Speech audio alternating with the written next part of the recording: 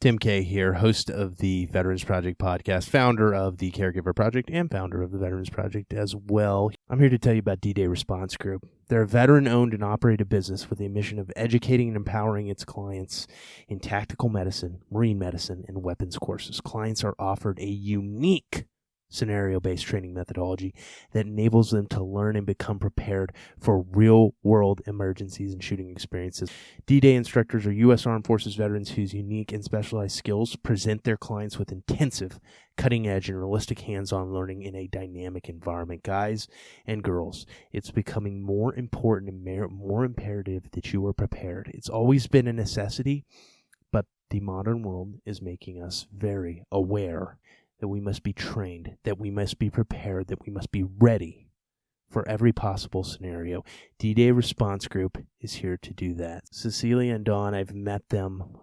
They sponsored this project through D-Day Response Group, and I am so happy to have them as sponsors. They care about this community. They care about the civilian community. They want to see you prepared and ready at all times. So we just wanted to thank them for sponsoring the project. Go check them out at dday.com. Find out how you can be prepared and ready for anything. An excerpt from the blog on Sergeant First Class Michael Rodriguez, a Green Beret, hunter, healer, friend, and now the president and CEO of the Global War on Terrorism Memorial Foundation. Memorial. Something, especially a structure established to remind people of a person or event. It seems a bit cold when viewed through the lens of a dictionary's pages. It does little to represent the blood, sweat, and tears of a generation prepared for the ultimate sacrifice at the hands of an evil very few understood at the time. But hadn't we begun this battle long before those towers fell? In the early 90s, Michael Rodriguez was 18 years old, a self-ascribed misfit as a Stinger missile air defense crewman in an infantry unit, serving in Mogadishu, Somalia. The genocide was cataclysmic, the suffering apocalyptic, and the war on terrorism something not yet brought into our terminology at the moment. Wasn't this terrorism, though? An enemy stood in direct contradiction to the desires of the people, using fear as a weapon to keep the masses under physical, psychological, and emotional control in some of the most appalling conditions this planet has ever seen. Rod didn't know it yet, but he was witnessing the birth of something far more sinister, an appendage that would become a wing of the jihadi armies we are now fighting ad nauseum every single day across the globe. End excerpt. Michael Rodriguez, hunter healer, Green Beret, 18 Delta, Special Forces Medical Sergeant, and now the president of the group that will lead us into one of the greatest moments of legacy capturing in our history, the Global War on Terrorism Memorial Foundation. Here he is, the one and only Michael Rodriguez. The Veterans Project is a comprehensive essay capturing the legacies of our warfighters, caregivers, and civilians who have stepped forward in defense of our patriotic principles in an effort to capture their stories and to never forget the staggering sacrifices of our nation's finest. This is the Veterans Project podcast, where our legacies are the mission. Here's your host, Tim K. Welcome to the Veterans Project podcast. My name is Tim K, and I will be your host as always. We've got an incredible guy here. He's already shaking his head, which is great. He's gonna. We're in North Carolina right now, in his hometown of Fayetteville. Not his hometown. He's from Las Cruces, but we're in Fayetteville in his home, and his name is Michael Rodriguez. Mike, thanks for coming on, man. No, I'm humbled to be here, hermano. Like seriously. So definitely keep the no spectacular stuff happening on this side of the mic, man. I promise you. He says that now. He's being very, very humble. And then when I say he's humble, he'll be like, "No, I'm not being humble, dude. That's the truth." Yeah, exactly. But Mike enjoyed an incredible career in our nation's special forces as a Green Beret. 21 years, right, Mike? Yeah, 21 years. 21 years and wounded over a dozen times. A lot of those injuries being traumatic brain injuries, right? Right. Yeah. Mike, when I interview all these guys, the cool thing is obviously we come from very different backgrounds, and that's the awesome part of this project and something I love a lot. We were talking about that over the past couple of days. So a little background is this podcast has been sponsored by D-Day Response Group. I came out to Fayetteville to cover Mike because I've looked up to him for a while now. And he's just an incredible representative of the Green Berets. He called my buddy Nate Boyer up. Yeah. Nobody likes that guy. No. You called me up, and I mean, I've been following the Veterans Project for years now. And then when you hit me up, I was like, what? No, not me. You had some phenomenal guests on there, and one of the things I admire most about the Veterans Project is the diversity. You're not. You and I've been talking about it. Is one of the things I really admire is there's no agenda behind it. You're like, hey, you're providing veterans opportunities to tell their stories and share it, and there's no goal. You're not pigeonholing any just these guys or just these people or just this service or just this individual beliefs. I mean, it's awesome. The diversity, and you're approaching it like a true journalist should. You're just, hey, I'm just here, man. I don't have an idea or agenda. Just tell me what you think. Well, thank you, man. I appreciate that. Honestly, I do want to sometimes just cover Army guys, but well, you gotta have your preferences, but can't look too biased. All right, Marines, we'll let you in sometimes. But it has been a privilege to interview so many incredible Green Berets and members of our special operations community. The project going on right now is obviously Evan Hafer, another really good representative. Owns a big, massive $60 million company. He's doing incredible things for our community, though, giving a ton back to the community. But Mike, you've got an incredible story, man. And I know you'll be like, well, it's not that great, but because that's what you do. That's part of the humility. That's part of covering you guys and why I love you guys. But at the same time, you're doing some incredible things with the Global War on Terror Memorial Foundation. And I would love to get into that. But let's backtrack first. You didn't grow up did you grow up with aspirations of being a Green Beret from a young age? I say this quite frequently is like growing up, my first heroes were, my father, a Vietnam veteran, served, during the Tet offenses in Vietnam. He had his deployment, went over there. My grandfathers both served during World War II. All my grandfathers, their brothers served. We've had some that jumped in during D-Day. I mean, it's just wow. So those are my first heroes, and so I always idolized those guys. So was your dad Army, by the way? Yeah, my dad was an Army artilleryman, so those are my heroes, man. Those are the people I look up to, even before like Spider-Man and the Punisher, before I started reading comic books. You know what I'm saying? Yeah. But those are the ones, and the thing that struck me most was yes, they served under some pretty harsh conditions in combat, but they never really glamorized war. They never really talked too much about the war, the reasons and stuff. But what they did speak about was those that they served with. Those to their left and right. And when they talked about those that they were in those situations with, they spoke with them in like reverence, right. And it was immensely impactful for me as a child. I was like, well, I didn't know these guys, but they all knew who all my heroes. They would talk about them, and they remember their names, remember their families, remember where they're from, and it was immensely impactful. They were like, spoke with them like familia, like their family. And I was like, wow, I would really love to be exposed to that and have that opportunity. That's awesome. So you grew up in Las Cruces. Yeah, Las Cruces, New Mexico. That's where my family's from. So sometimes we get asked, it is what it is, right? Being of Latino, Hispanic, Chicano descent, whatever, whatever you want to, whatever social label you want to throw me in.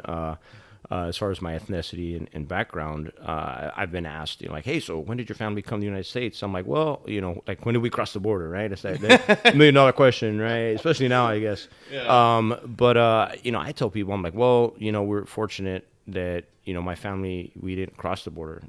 When as America continued to grow, the border crossed us. Oh, wow. We were in southern New Mexico and that's so convenient. And South Texas, and as the border, as the United States grew, we were I consider it a blessing that we were on this side. Wow. So that's kind of how we came here. Yeah. So from southern New Mexico. I was born in Deming, New Mexico, but I know where that is. Yeah, born in Deming, New Mexico, but we lived in Las Cruces. For whatever reason, my mom and dad said, let's drive an hour for the doctors. I don't know. I had no idea. They still can't explain to this day, but I was lived my entire life in Las Cruces, New Mexico until I joined the Army at 17. Wow. So what do you remember about growing up, and what kind of led your path towards the Army? Like, what led you to that? Was that just the culture there, or did you feel a certain pull? Because obviously you talked about your father and grandfather, that just tradition of service. Was it that? Do you remember? It was that, but it was more so like, my background is very important to me, my cultural and my heritage, and we're very supportive of one another.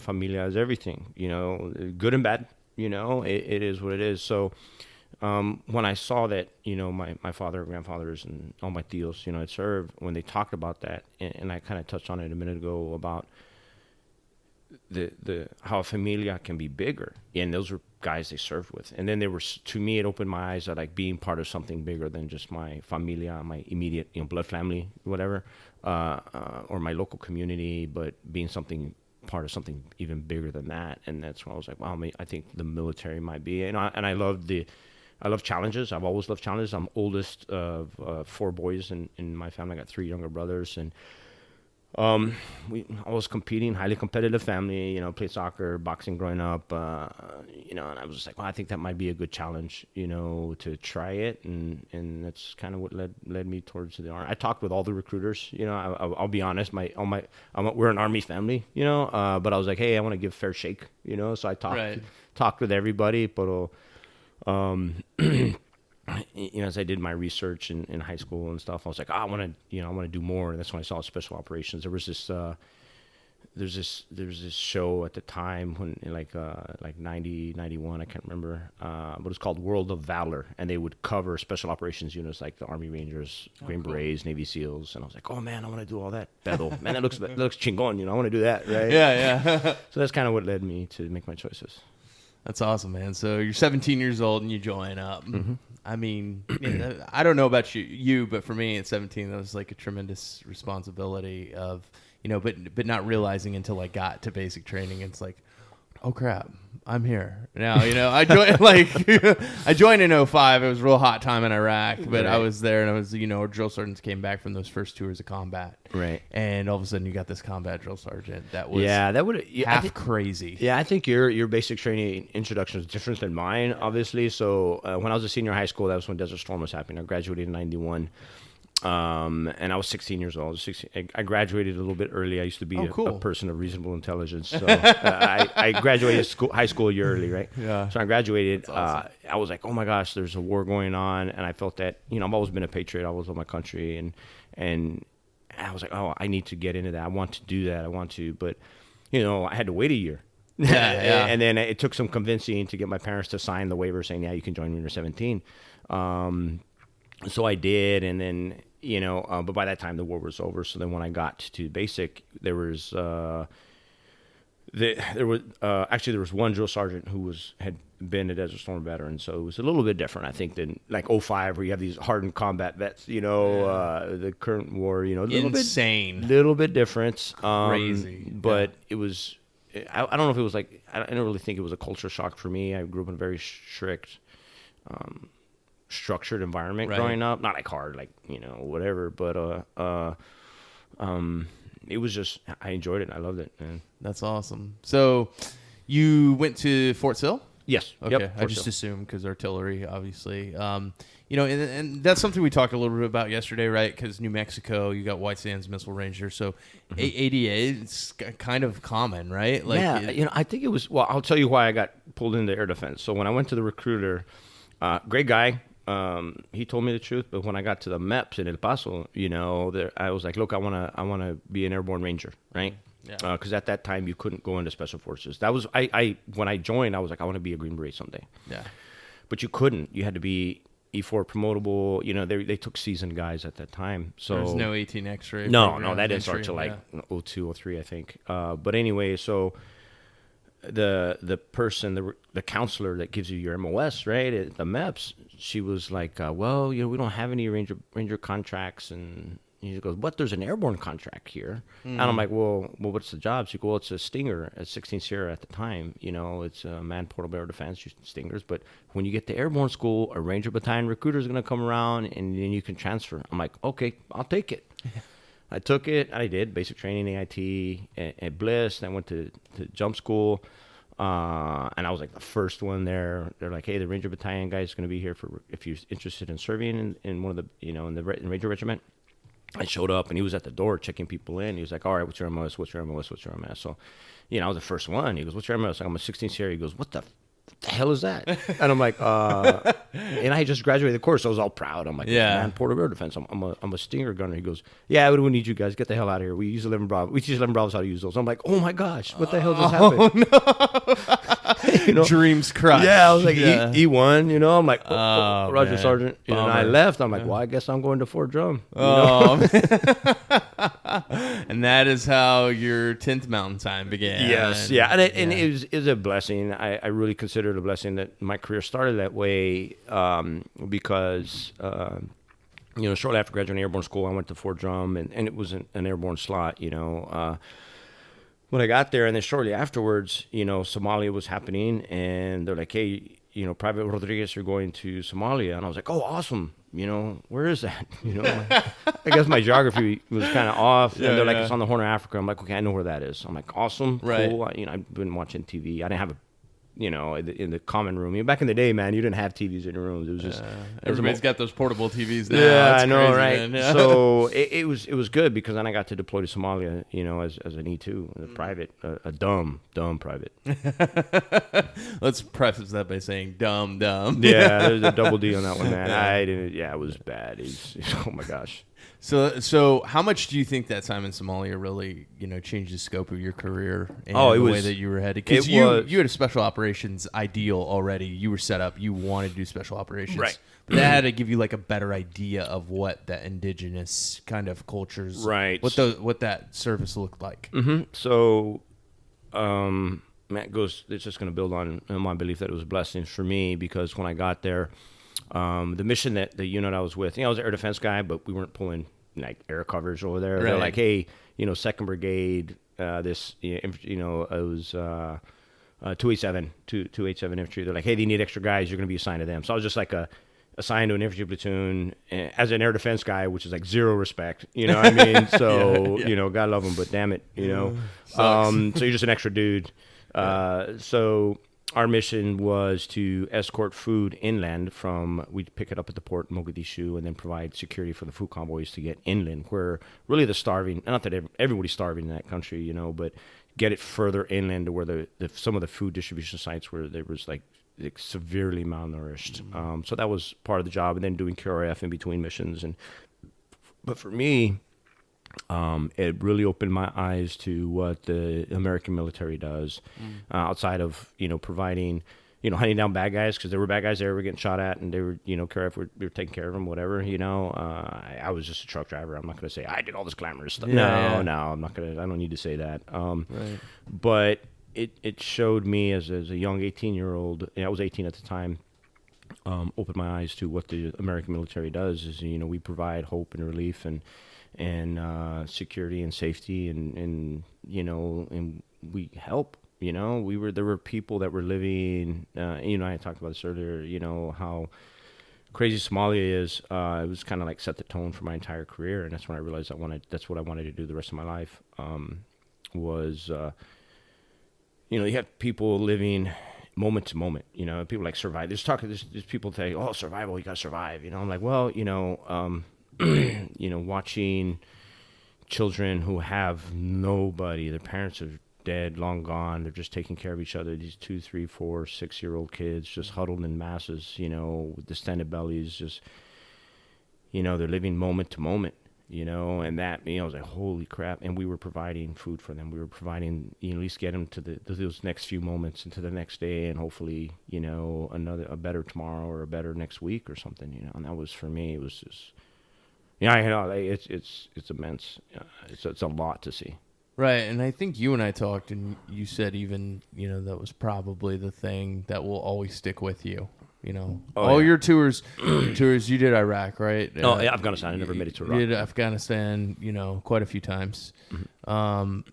And your time in Somalia was the most impactful as far as your military career goes. Yeah, it was by far. It, and maybe because I was a younger, impressionable 18-year-old, but I've never seen anything like that since, and not to diminish any of the, atrocities and carnage and of the current war and how people are struggling, but I've never seen anything like that. I mean, human life really doesn't really carry any value in that country whatsoever, and that is true to some degree in some of the theaters that we're in right now.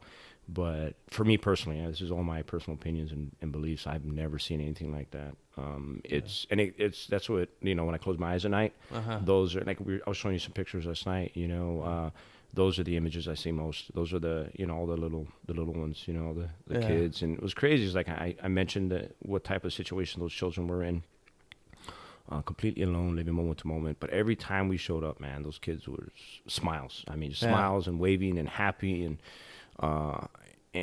to see that level of hope, in kids was just, man, I'm getting all like choked up thinking about it. But those are the ones I remember most. I mean, some of them didn't have, their hair was falling out, they didn't have teeth or some malnourished, but they were smiling and waving and just happy. Just some of the purest forms and expressions of happiness I've ever seen.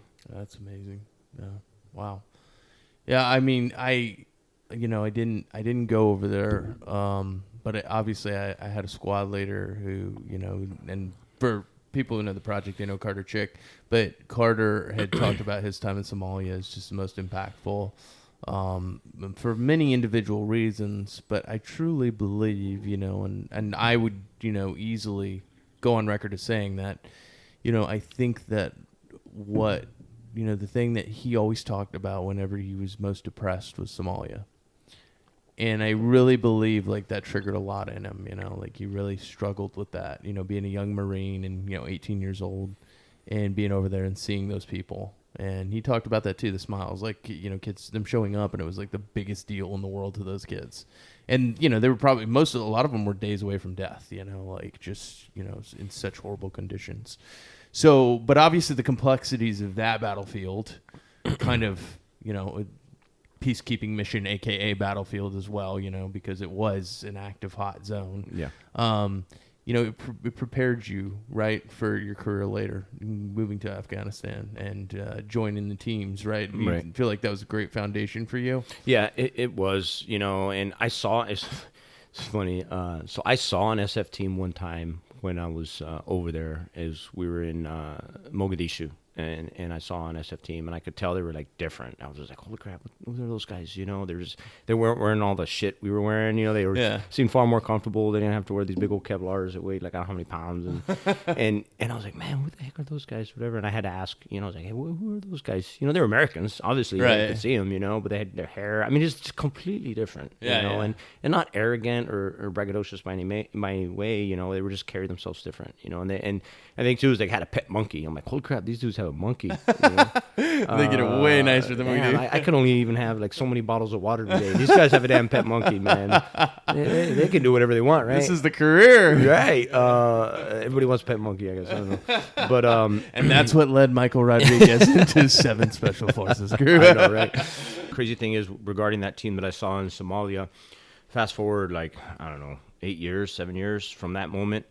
I was in the 18 Delta course, and there was a guy that was 18 Bravo, an SF guy reclassed as an 18 Delta, which was what I was in the course. So, guys could reclass and come through the Q course, the the MOS portion, and it was that guy's team. He was actually on. I was telling that story, Oh, and he was like, wow. "Dude, are you serious?" I was like, "Yeah, man." He was like, "Yeah, man. That was our team. We had that monkey. We used to let loose in the chow. He goes, we terrorized everywhere with that monkey." I'm like, "Well, I'll be down." You know. You met him. I met him. That. Yeah. I That's met the wild, guy. Yeah, man. I met the hombre. It was kind of What a crazy. trip. Yeah, I was kind of still jealous though.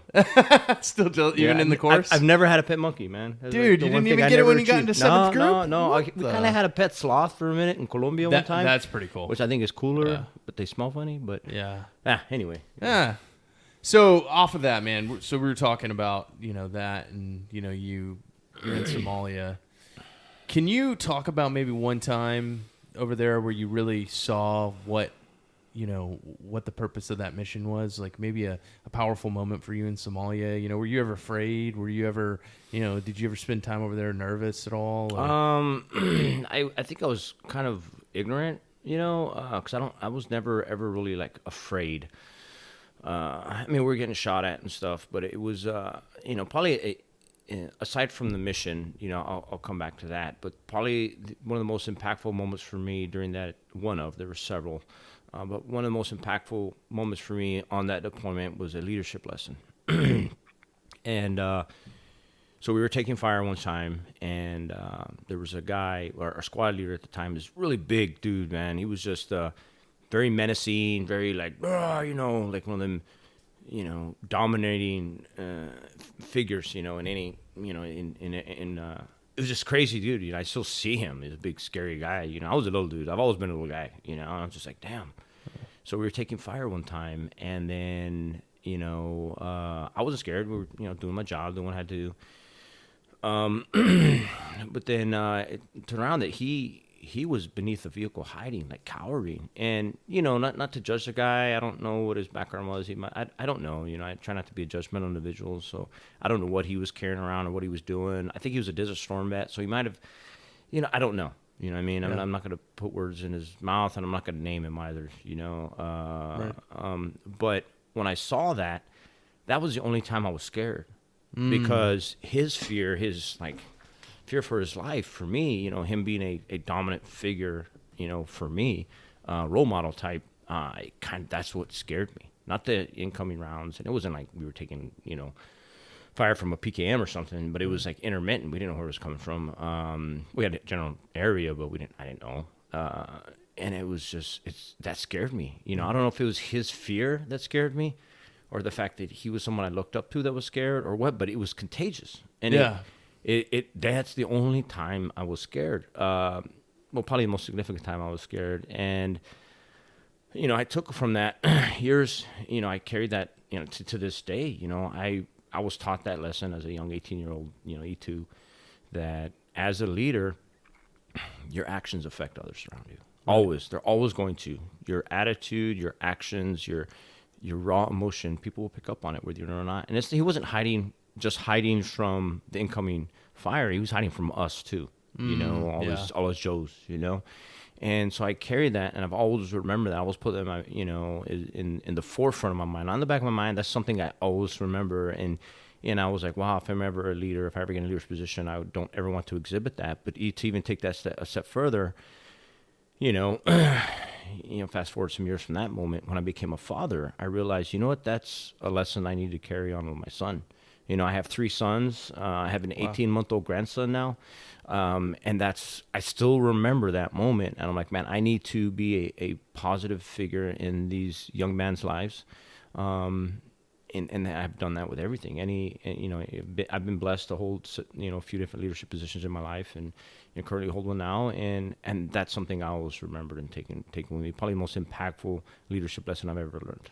Wow.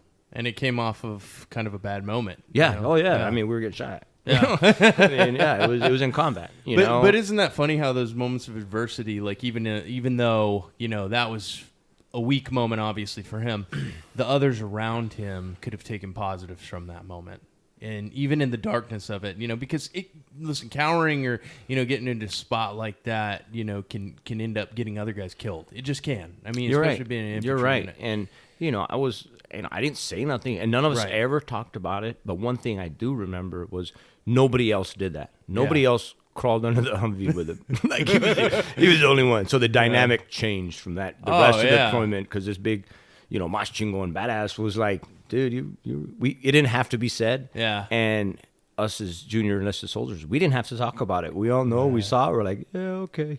Big white elephant in the room. You know? And like I said, back then, I'll be honest, I was, in my mind, I'm like, man, I was thinking bad. Yeah, of course. But now that I'm a little older and, I kind of look back and I'm like, you know what? It's not fair for me to judge him. Yeah. I think, and not to judge your younger self either, because the attitude is, it's just indicative of being in an infantry unit. Young grunts, doing the job. That is seen as cowardly. It is the thing. Yeah, it is. It's a boys' culture. Yeah, you can't soften that definition. No, sorry, man. Yeah, that's what happened. It is what it is. Mm-hmm. So, from there, you come back from Somalia. Obviously the trip over there, you see that value of human life not being very high and, incredibly low, in fact. But to you guys, there were some incredible moments over there, right? And seeing, you spoke about the smiling faces. Yeah. And that's something that will, I mean, I got chills, Mike, like, when you show me those photos, because I get to see those photos of those people smiling. Yeah. I mean, what's that like, seeing that? It's immensely powerful, but it's... I don't know the word to describe it. Yeah. I don't want to use the word haunting, because I think I mentioned earlier. Those are the faces I see. Those are my little shadows, man. Because I don't know where they're at. I pray that they're still alive, but the likelihood's not. You know, the vast majority of those young ones that I saw that like impacted me and will have impacted me my entire life.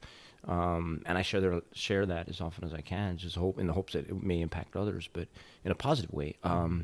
It's haunting, man. And it's and I don't regret it. I'm glad. I a lot of everything that happened from not just the time in the military, my upbringing as well, but that helped turn me into the hombre that's on the other side of this mic with you, man. And I don't think I'm a best person. I do the best I can, but I'm not gonna have any of those regrets. I don't want to like diminish or try and look at it the other way. Look at it in a negative way. I always try to find, finally, in my life, I try to find like, all right, this sucked, but what did I learn?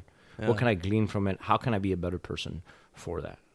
It is amazing how all those moments throughout your life, whether adversity, high points, low points, they all cultivate a sense of who you are. They all add up. We'll be talking about artwork throughout this podcast, but being an artist, the fabric of your life, is interwoven throughout these moments. Somalia, watching these kids smiling at you, in a very powerful way, and then coming back, and then so from there you come back and you head off to Las Cruces, right? You weren't you with an ADA? Didn't you join an ADA unit or? Yeah, well, I was up at Fort Drum. So then after that deployment, I went back to Drum, 10th Mountain Division, upstate New York. The frozen north, man, it was crazy up there.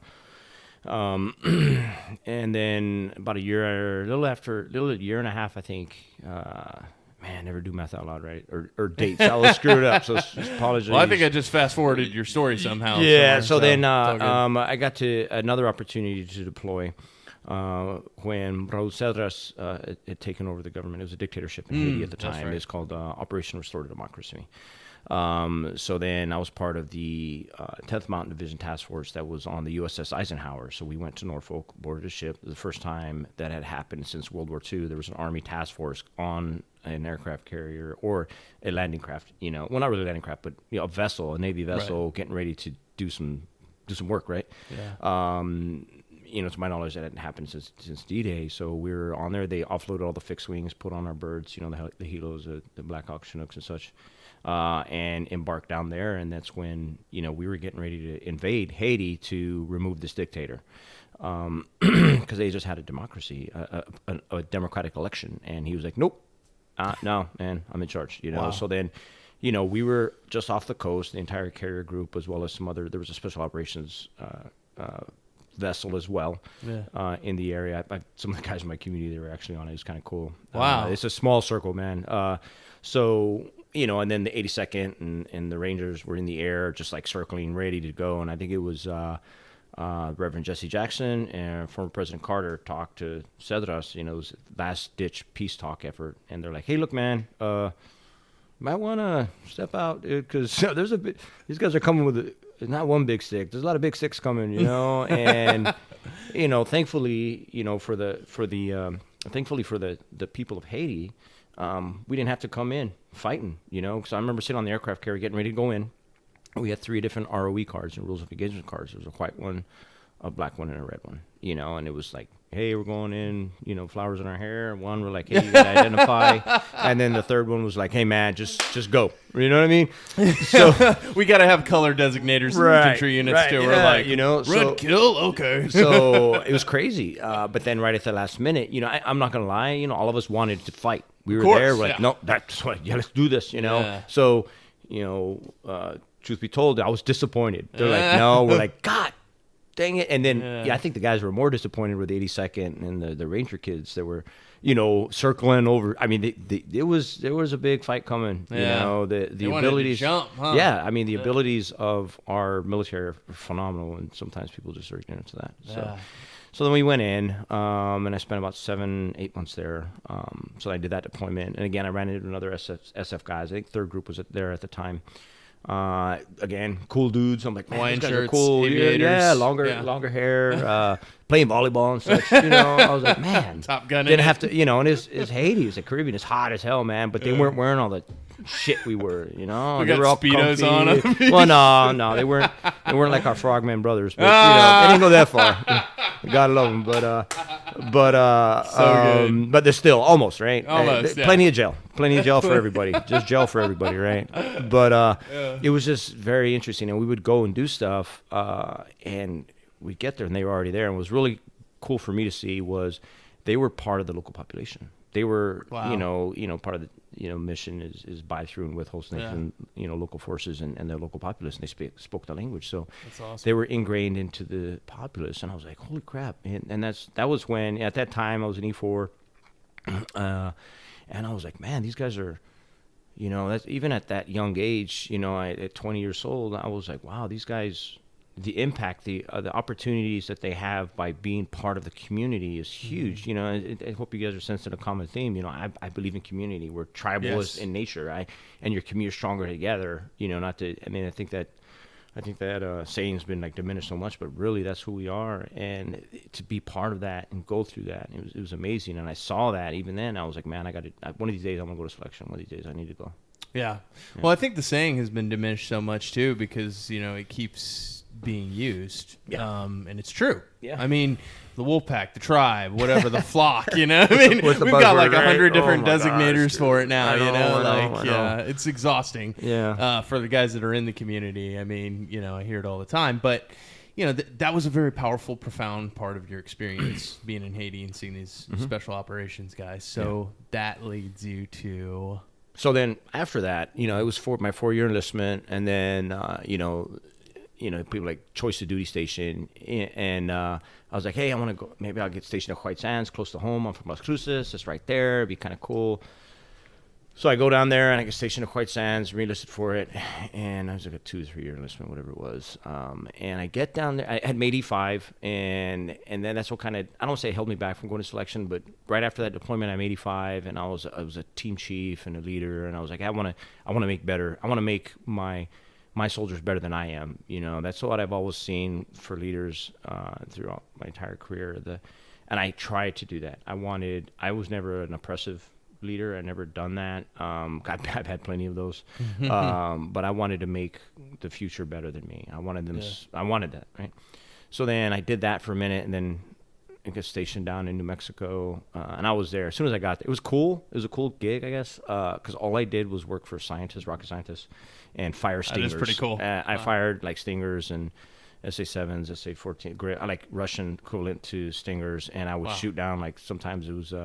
These big like model rockets that we should call BATs, ballistic aerial targets, and sometimes it'd be a remote controlled F-4 from Holloman Air Force Base, and I'm gonna kill everyone's dream right now is like when you shoot a jet out of the sky, it's not a big ball of flame, man. It's very anticlimactic. So There's a little pop, and then it spins out, and you're like, oh, well, damn. I guess. That's unless disappointing. unless you hit the fuel tank, then there might be one. But anyway, so that's what I did, and it was cool. Looking back, wow, that's cool.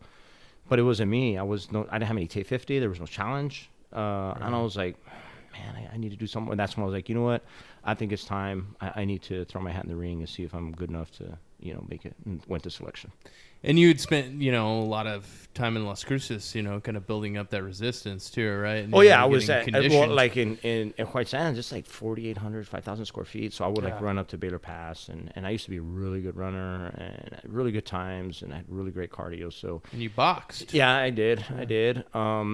So I prepared myself. I mean, I've always prepared myself for anything, to the best of my abilities. Sometimes you get thrown into something you're not ready for it, but for that, I was like, all right, I want to be sure I know what I'm doing. I want to, like even like back that up, like before basic training, I signed the delay entry program. It was like 4 months I had to wait to deploy. So I did my train up was like 6 days a week. I did a PT test, and then I did as many push-ups and sit-ups as I possibly could for like 5 or 6 days a week. So when I got to basic, I'm not trying to be, I'm not bragging or whatever, but I mean, like, seriously, the first PT test I ever took was like a 340, Wow. Like, it was, wow. So, it kind of eased some of the tension off the drill sergeants. They wouldn't like screw with me because I was like the fastest, They're like, okay, we'll leave that little guy alone, Yeah.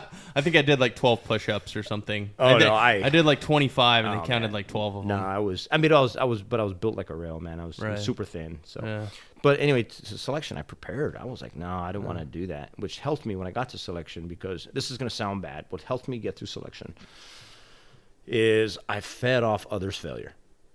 I'm serious. You're right. That does sound that sounds really bad. People that know me, they're like, wow, Rod would say that. Yeah, I didn't like rub it in their face. I didn't go up to them like, dude, you suck. No. I was going to say you're a good guy. But for me, I saw them like, all right, I need to do better than, he didn't make it for these reasons. It empowered me like, well, I'm prepared. I'm ready. And I just, I just wanted to do better. So like during some of the individual events, you would, hey, start at the cones, run till you're done. They don't tell you how far you're running, but you just start going. You follow the cones and follow the arrows at the cones. You might be running 2 miles. You might be running 12 miles. But what I would do is I look at the person in front of me, like, all right, I'm going to catch that person. I'm going to catch that person. I see the person in front of them, I'm going to catch that person. I catch that. And that's what it was. That's kind of how I fed off others. That's awesome. So you came in prepared, obviously. You were ready. It was crazy to watch some of the people show up. They weren't prepared. There was a guy that said he did a bunch of yoga for it. I'm like, huh? No offense to the yogis, but I don't think you should do yoga. There should be something else. I do yoga today, but I wouldn't use yoga as my primary training regimen to get ready for a selection. Yeah. I mean, we talked earlier about your son, like being a yoga course like class and being like, oh yeah, like he's a gymnast. Well, yeah, my youngest is a gymnast. Yeah. And he going into yoga class, he did like an hour. Yeah, he thought it was the warm up. Yeah. So his mom took him, and they did. And he was a gymnast for like 5 years at that point, and the instructor goes, all right, well, we're going to warm up for 10 minutes and begin. So then they do it for an hour, 10 minutes, and they don't tell you when he starts. She just starts doing it, and so the instructor's guiding him, and he was like 10 at the time. So then they're okay, and then, okay, we're done. And then he turns to his mom, and he goes, Mom, that was a long 10 minutes. When are we going to start? And she's like, we're done. So it's all your perspective, I guess. Yeah, sorry, yogis. Yeah. My sons are kinda freaks, man. They're little genetic freaks. Yeah, I mean gymnastics is so rough. Though. Oh, yeah. People don't have any idea how tough that is. I mean, it's just pure wiry muscle. Yeah. So as you go into selection, what's the feeling? Are you excited? Are you stoked about it? Are you? Oh, I was excited, but nervous, of course. Yeah. I didn't know any Green Berets before. I didn't know. I had seen them, like I told you, my exposure to them. I didn't know them. There wasn't any up at Drum. I didn't see any at White Sands. I was like, oh my gosh. I wanted to be able to perform. I was hoping that I would have brought enough to the table that they'd see something, in me, but like, okay, let's give this guy a chance, and make it through selection. So, yeah, I was nervous as hell. Yeah. I mean, I can only imagine. But we have the people over from D-Day Response Group. Shout out to D-Day. Big thanks for sponsoring this project. They love Mike. No, Don and Cecilia are awesome folks, man. I love them. They're familia, man. Yeah, they're great. So Don is 18 Delta. Yep. Actually, reclass, right? Yeah, Don was one of those guys that reclassed. I think he said he was a Bravo first, and then he reclassed. And it was crazy is we didn't realize until last night we were in the house talking. He was like a class ahead of me. We were I was going through the course, but he was reclassing at the time, so he was a class ahead of me. And the guy that had a pet monkey, he knows him. They were both. And it was wow. It's a small world. That's a small world. Yeah. But we, on top of Mike presenting Don with an incredible gift, which was a piece of the South Tower, right? Yeah. South Tower, World Trade Center presented him with a piece, which is a huge honor because Mike doesn't sell any of his stuff. And he gave him a piece of that to thank them for sponsoring the project. But they were just so grateful. I mean, you could see it in their eyes, and they were very thankful. But Don, obviously extensive medical knowledge. We got into a lot of that last night. Yeah. I know. I felt bad last night. Me and Don are getting all nerded out on 18 Delta stuff, and everybody else in the room was like, "I got nothing to add." They were just sitting there, and I was like, "Oh man, we need to shift here because we've 20 minutes. You and I are the only ones talking right now." And then all the kids were here, their mom was here. I mean, everybody was here, and I'm like, "Oh man, we kind of bogarted that." I'm sorry, we got all nerded out, dude. Yeah. It would be weird if 18 Deltas didn't nerd out. Like I'm so used to that. So, but what I was leading into is, that's a tough course, man. Like, you like for those of you listening, civilians, military has some tough schools. The 18 Delta school is incredibly tough. And it leads into some of the best, leads into creating some of the best medics ever seen on this planet, I believe. And so you guys, you're going into that course. You're going obviously into selection and all that, and it's not just 3 weeks. I mean, it's much longer. Selection. I just tell people all the time, they're like, well, your selection is only 3 weeks. I'm like, no. Here's the thing with the selection. So, the individual to see if you're, if you're good enough to try to continue to the qualification, the Q course, but. Me and Don were talking about last night. Selection is never ending. So like every day of the Q course, it could be your last day. This could be it. Whether you fail, you don't meet a gate, you fail the standard, or even the instructors are given the leeway, and I fully support this. Is that guy's exhibiting some behaviors and stuff like, I don't think you're right for the community. We need to recommend you for release from the course. And so selection is never ending. So as an 18 Delta, our courses, it's harder because the physical part's hard. It's always hard, physically challenging, but it's the academic portion. Right. So academically, it's far more challenging than the other courses. But it's 2 years long. Like it took me 2 years of training to become a Green Beret from the time I started the Q course. And I counted the 3-week selection because you go to selection, and if you make it, they send you back to your home station. They're like, all right, here's your report date for your class start. Yeah. And then you come back to brag, and you just nose the grind. So that was 2 years from start to finish to include, language school, depending on your language. Some guys got to go to language school for 6 months. If some of the harder languages like Arabic and Russian and such, and then it's like 2 years, and SEER school because you have to go to SEER school, and now, which is awesome, they go to Halo school as well. Wow! So it's long. It's a long course. So you have to go to Halo school now? Yeah, everybody, all SF guys are Halo. Wow! Yeah, that's amazing. I think it's great. It wasn't when I went through it. It's definitely a far better form of infill than static line. Yeah. Wow. So obviously, you make it through. What's the feeling? I mean, elation, right? Like you made it. Yeah. When I graduated, I made it through selection. At the end, they're like, all right. What's crazy is that like they split you. Those that haven't quit to this point, they split you up. Like, all right, you guys go over here, and then they call your roster numbers off. You're like your numbers. I was like 233. That I got my white tags. It's up here on the wall. Yeah, it's on the wall, right? So you're a number, right? So. And then they separate you, and there was like a small group. I mean, our class was sort of like 400 some guys, and there was like, I think there was like 70 of us left, or 60. And then, all right, gentlemen, congratulations. We would like to invite you to be on. You've been selected to continue training. So that was cool. That was like, oh my gosh, I actually made it. I wasn't part of the group. And then the other group, which was larger than the leftovers, was larger than us. They were like, hey, nah, see ya, pack your bags, or you didn't make it. Gosh. So anyway. I was elated, but it was still nerves, man. It was just nervous. It's exciting.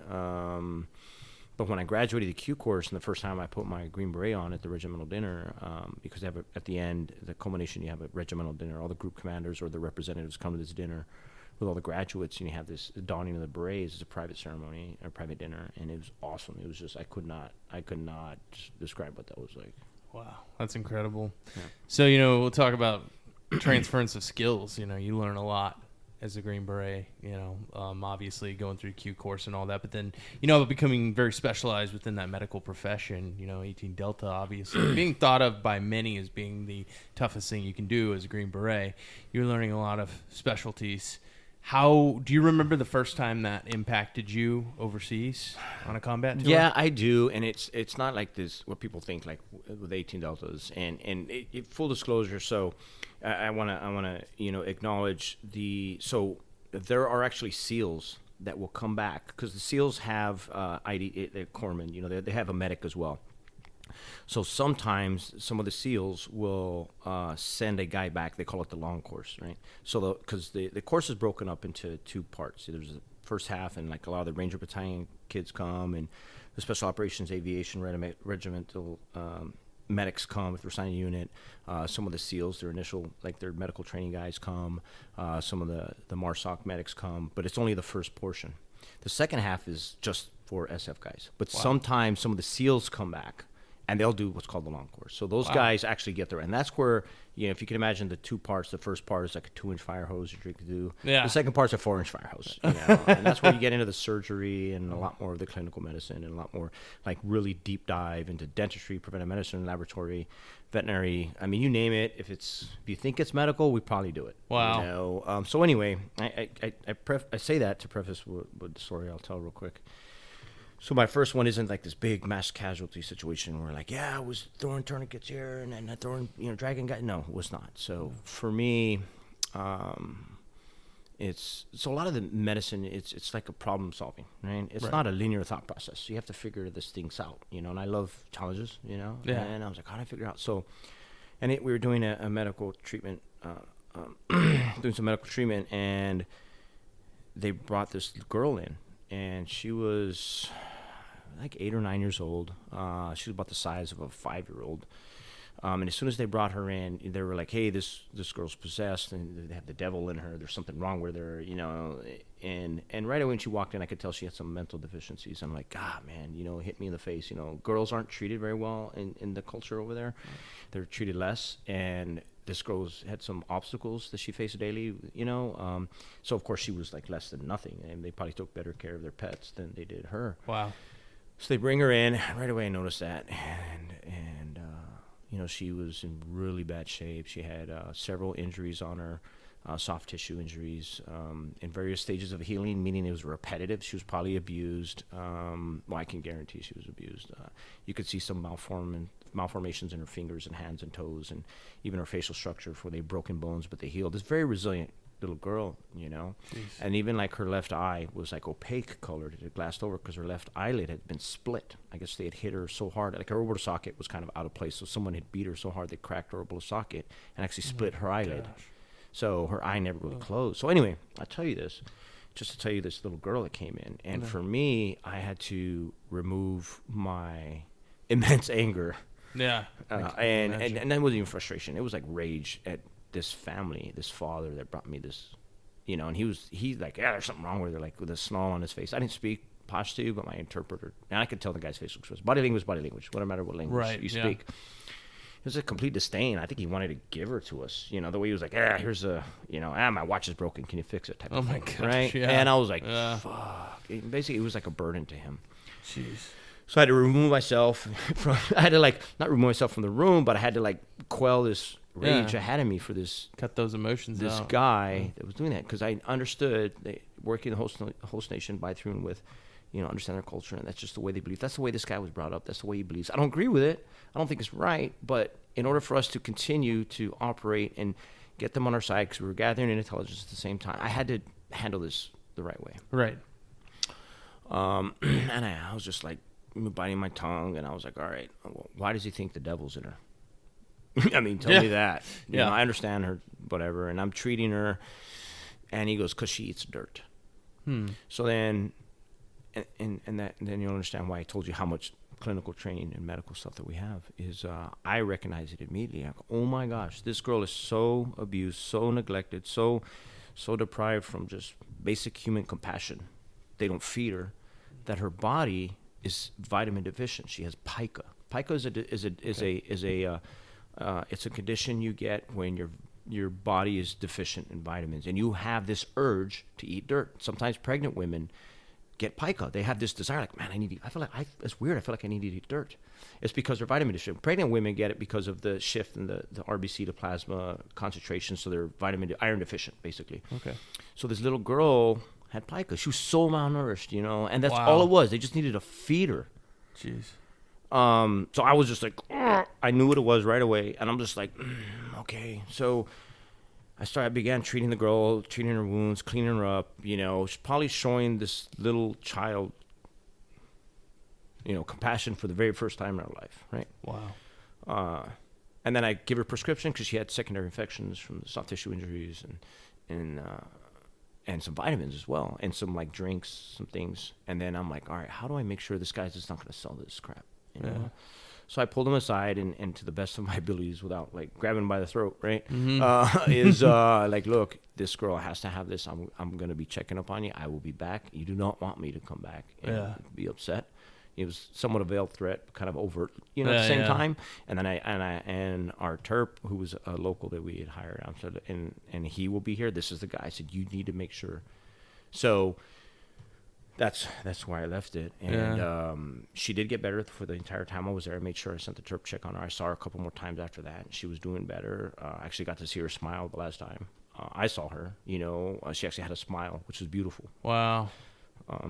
That's incredible. But that, and I can look at it, and I look back at that, and it hit me so hard. And I pray to God that little girl's alive. But the truth is, she might not be. Yeah. But that for me was immensely impactful. That was like a scenario where I had to figure out what was going on and try and hand it, not just through my medical training, but I had to figure out through our mission statement and how we operate, like, okay, I need to make sure, because if I would have gone off on the guy, he was one of the senior, he was like the village elder, it would have turned the entire village against us. It would have turned almost an entire region against us, and the second, third order effects of that would have been, well, okay, I'm going to let them plant bombs on your route. I'm going to kill, hell, I'll help. You know what I mean? So you have to think. Right. You got to do some long-term thinking. Yeah. You know what I mean? You're thinking like 12 steps ahead on the chessboard. Right. And that's the way I had to handle it. So it was real a day I'll never forget. Yeah, that's incredible. You've got this whole skill set that obviously, you've got to use as a medic, but then on top of that, you're effectively, working as a diplomat. Yeah. I say it as like we're tactical diplomats. Yeah. You know what I mean? Which is, what I did in the military. That's kind of what like 3.5 years ago, I decided to go back to college, and what I did as a Green Beret, a diplomat, Yeah. I was like, that's why I chose the area of study I did. So I got a bachelor's in strategic studies and defense analysis, and then I pushed it to the next step, and I just graduated recently, a couple months ago, with my master's of arts in diplomacy with a concentration in international conflict resolution. So that's because awesome. I wanted to understand why do we do things the way we do, because I'd seen national foreign policy fail for a number of reasons, and really what I figured out was, it's just my ideas, it's implementation of the policy. If you don't understand it, if you don't know, you get a presidential appointee or someone that thinks they know what they're talking about, and then they don't know how to implement it. They don't understand the nature of the culture and the language and, social cultural norms.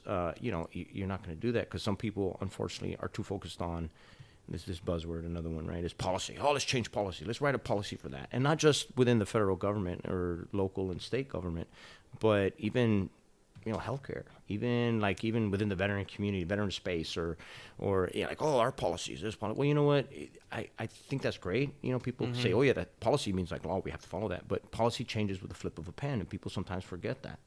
Right. And so, as a special forces guy, we see the long game. We understand. We have over 70 years of institutional knowledge, because our foundings are within the Office of Strategic Services, the OSS in World War II, and that's what started. That's where we began. Colonel Aaron Banks started SF, and he was an OSS guy. Yeah. You understand? So it's the long game. So this is a lesson I learned through my time in services. You affect a culture. Do you want to make a long-term impact, a positive one? Then you need to understand it's going to take a long time, and you need to affect the culture. You need to do it in the right ways. You need to do it effectively. You need to communicate to the people that you want to talk to and bring them together. There can't be sides in that. You just have to bring everyone together in a common umbrella, and there has to be compromise. There's always compromise because you have to do that in order to have any positive outcomes in what it is you want to do. Right.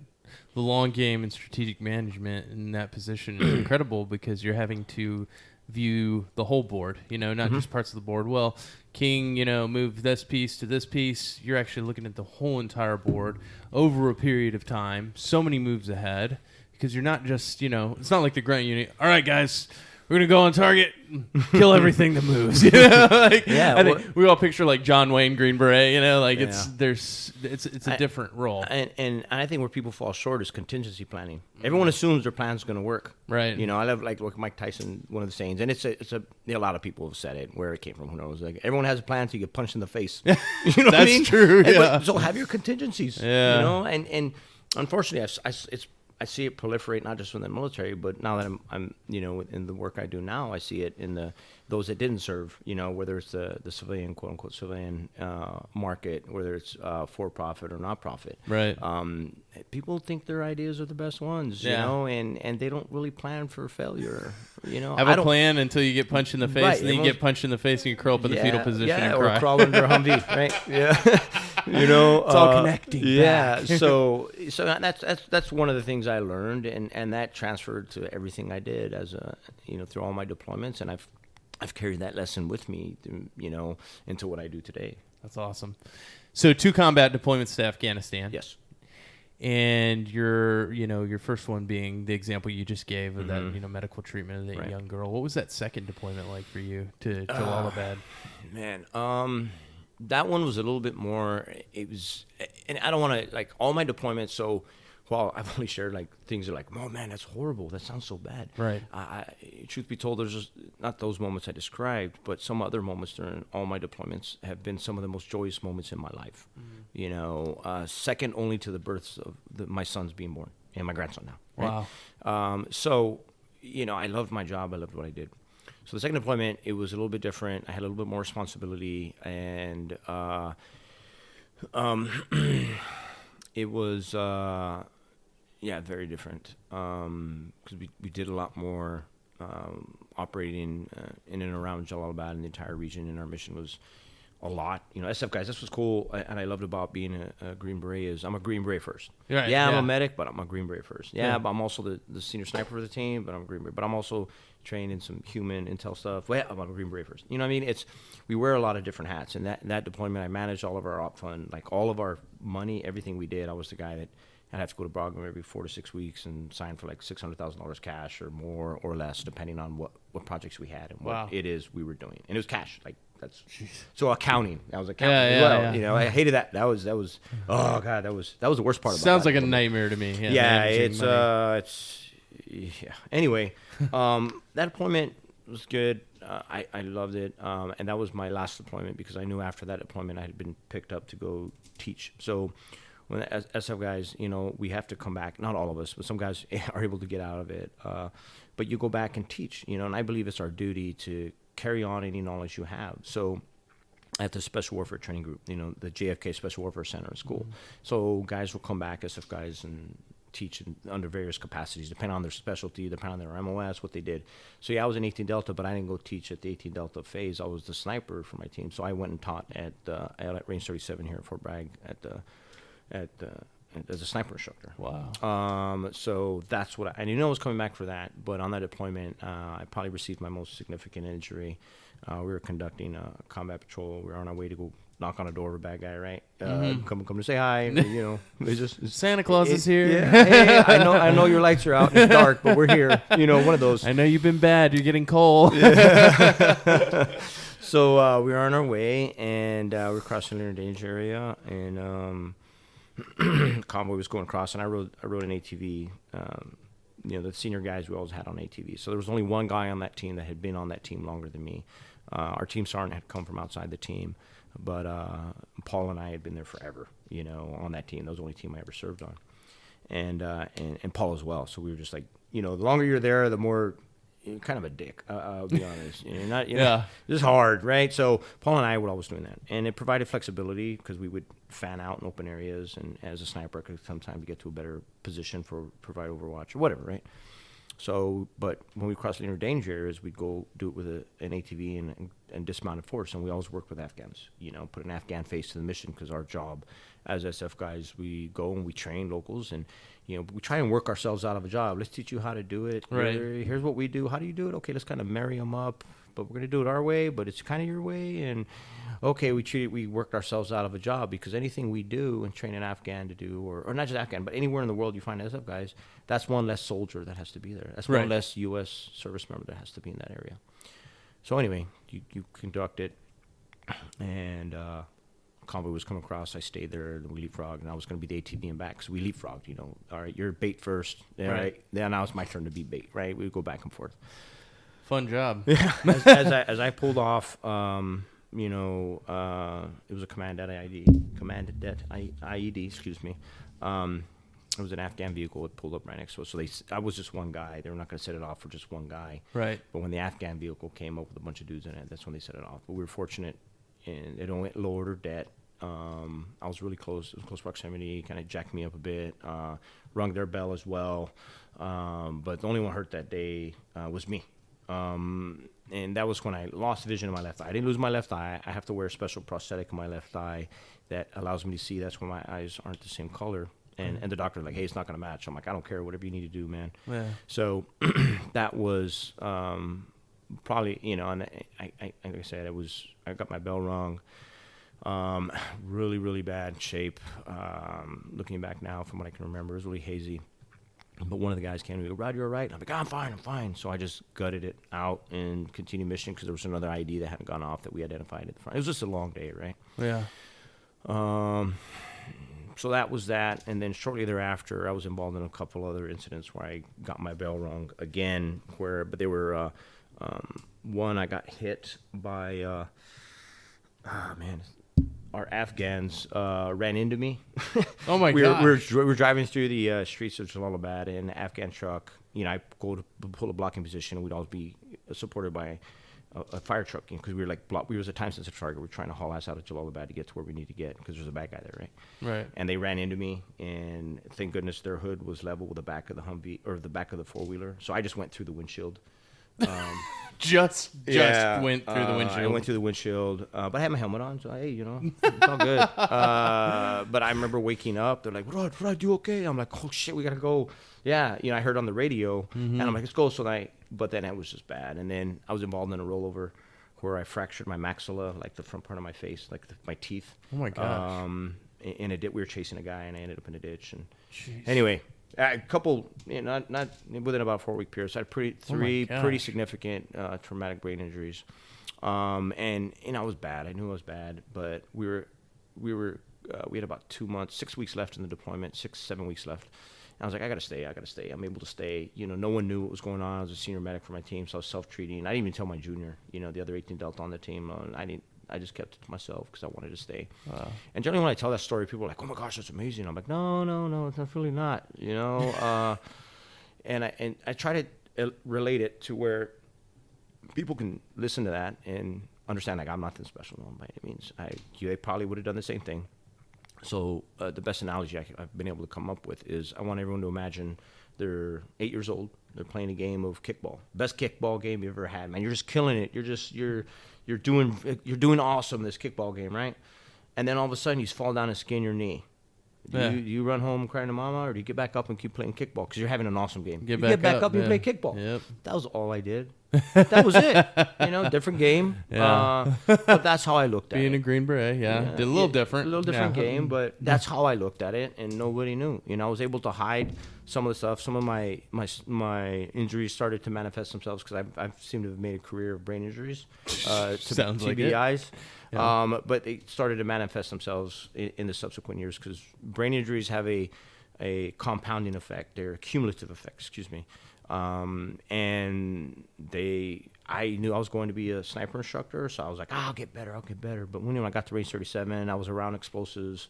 We were around high pressure and small closing places, so I had a few more concussions while I was there. And of course, I was still continuing to fight and train combatives, and we had some dudes that could fight really well, so I would like spar them, and they'd always kick the hell out of me, So I continued to down that path of like, yeah, I'm fine, until finally something happened in front of some command, and they were like, Rod, what the hell's going on? And I'm like, big come to Jesus moment. I was like, hey, this is what it's been going on, because I was having seizures at one point. Oh, jeez. And I always had about 30 seconds before I knew I was going to have and it weren't full blown. Right. I just like closed my eyes for a minute. You could tell you were about to have a seizure? Right. So I would feel like someone put like a penny in my mouth, like a copper taste in my mouth. And then I was like, I had about 15, 20, 25 seconds before I had to get somewhere. Because I was like, oh my gosh, because I timed it one time. And I'm like, okay, let me watch the clock. And then it was about that much time. So I'd be on the line teaching students, and I'd feel it at the sniper course. I'm like, hey, guys, I'll be right back. I go sit in the truck, have a seizure, oh, wow. a little one, small. I just close my eyes, nothing crazy. And then I wake up, and I'm like, oh, okay, let me catch my breath. No one saw me? All right, cool. And I go back out. That sounds scary as hell. Nah, it's just stupid. It's just dumb, man. So nothing cool about that. Anybody listening, don't do that shit. Don't do that. Please, if something happens, tell somebody. So anyway, I've been living this lifestyle of just hiding it the best I could, and I was drinking more. I was just, I was just falling apart. The wheels were coming off my wagon. So then finally the command noticed something going on. They sent me.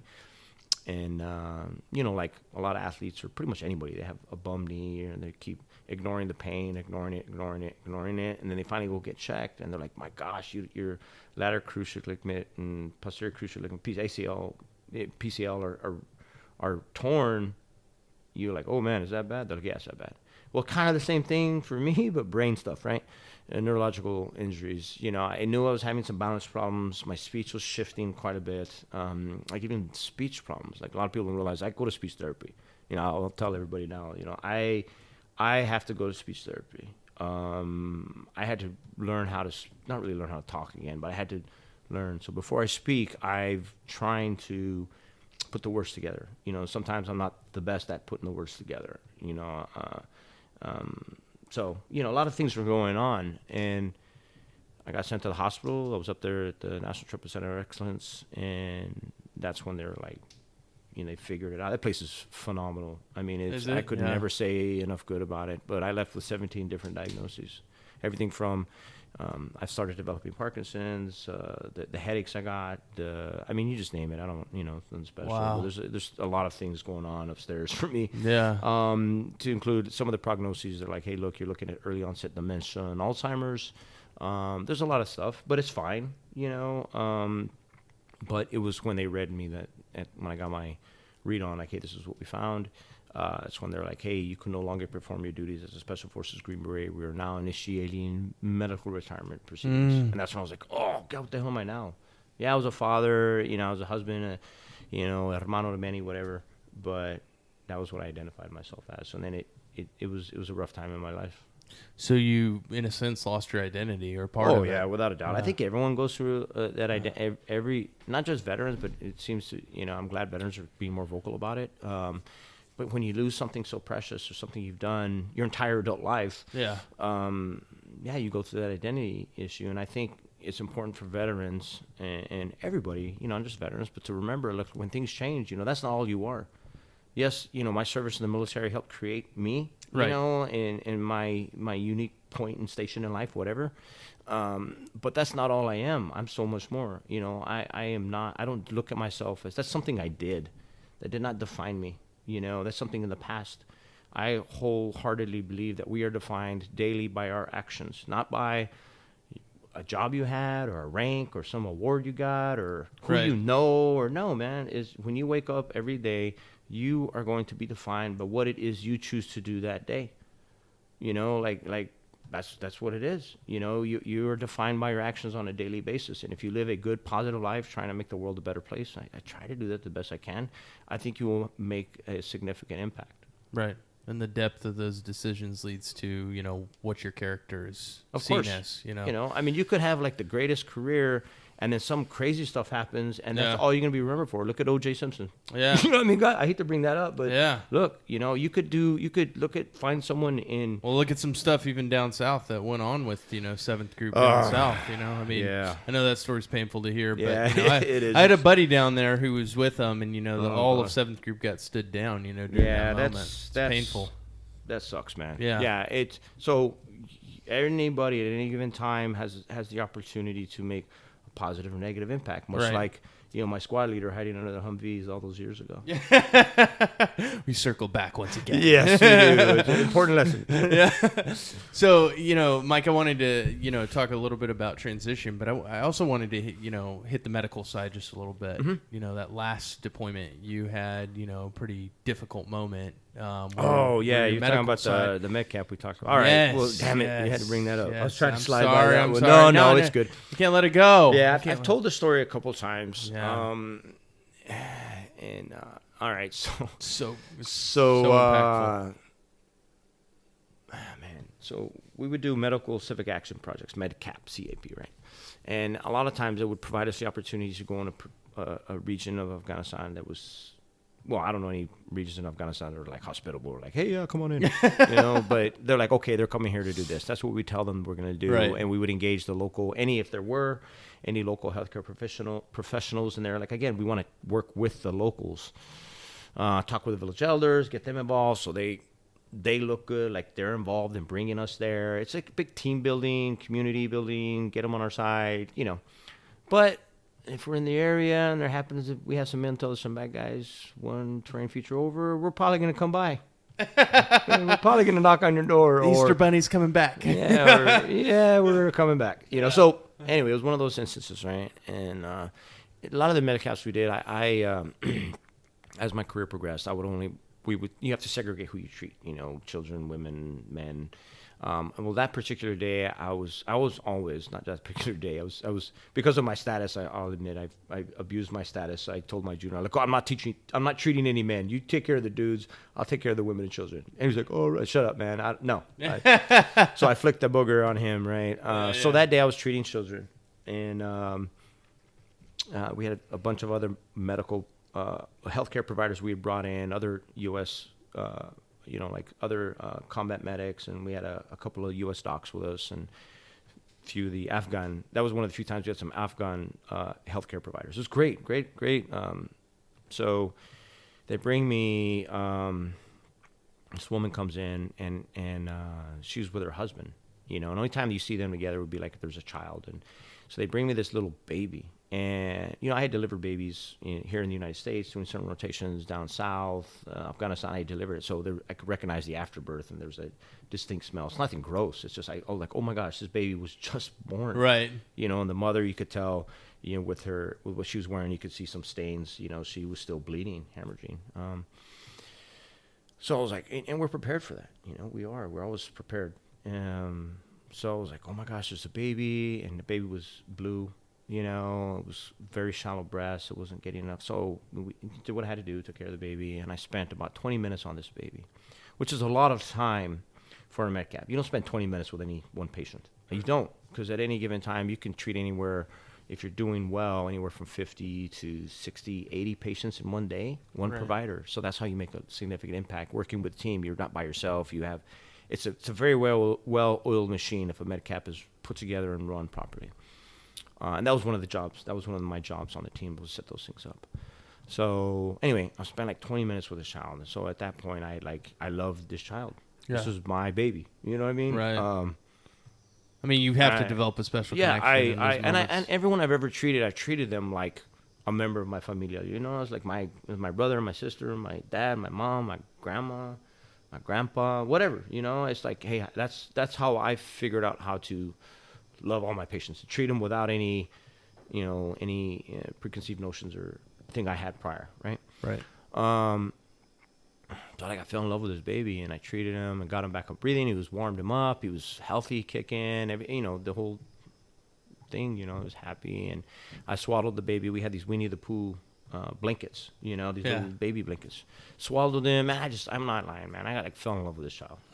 Fed him, helped tell the mother was malnourished. She didn't have any milk, so we got a bunch of formula. I'm like, hey, here's a bunch of bottles. Here, we don't know when we're gonna be back.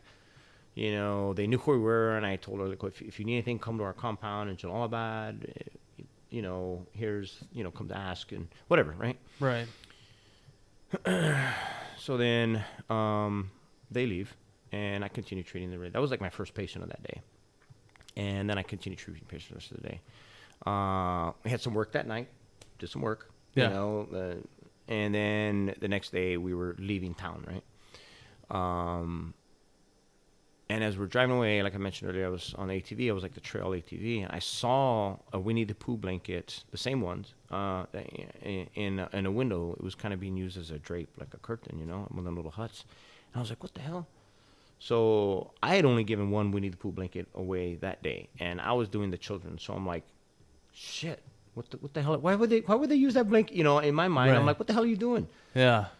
I pulled over real fast. We were getting ready. I can catch up. I was like, I have to check on this. So I pull over real fast, and I go into the little hut right there, and I see the mother and father sitting there side by side. They look at me. They recognize me.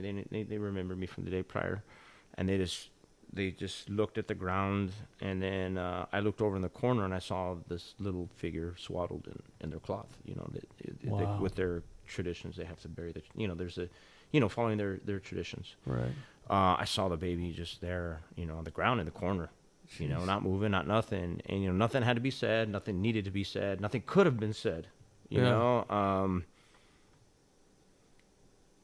So, in that moment, I was like, not that I ever thought like, oh, I'm the big, powerful American. No, man, we just do the best we can. But in that moment, I don't remember feeling as hopeless as I was. Wow. I mean, it was just immensely, man, it was just, I don't have the words, Yeah. to describe what I felt. I just got back on, I just turned around, walked out, got back on the ATV, which was running right outside the hut, because they were right by the road. It was a long drive back to the compound that day. Yeah. Yeah, and that's another one of the, little ones I see at night when I close my eyes. Right. Wow. Yeah, it's amazing because, when you think about these scenarios with especially special operations guys, you're always kind of picturing like these, big badass dudes that go kicking down doors and, taking lives where they need to be taken. And, that's kind of the public's view of special forces, but it's so much more than that. There's so many, specialties. And, within that, the job is to save lives, within what you're doing as an 18 Delta. And so I can only imagine how hard it is when things don't go well. And you did your best in that scenario. And, I'm sure you even said it, no regrets in that scenario. You did what you had to do. Yeah, I consider it again, I keep using the word blessing, but that's the best word I can come up with, to have been provided with the opportunity to be in that moment, in that time. And I'm saying I was the best person for it, but I had the opportunity to do Right. that. And I think people overlook opportunities every single day. You're provided an opportunity every day to do something. Yeah. What do you do with it? Yeah. I could have very easily not done that. And I'll admit it. I mean, there was probably, that baby could very well be alive had someone else been there instead of me.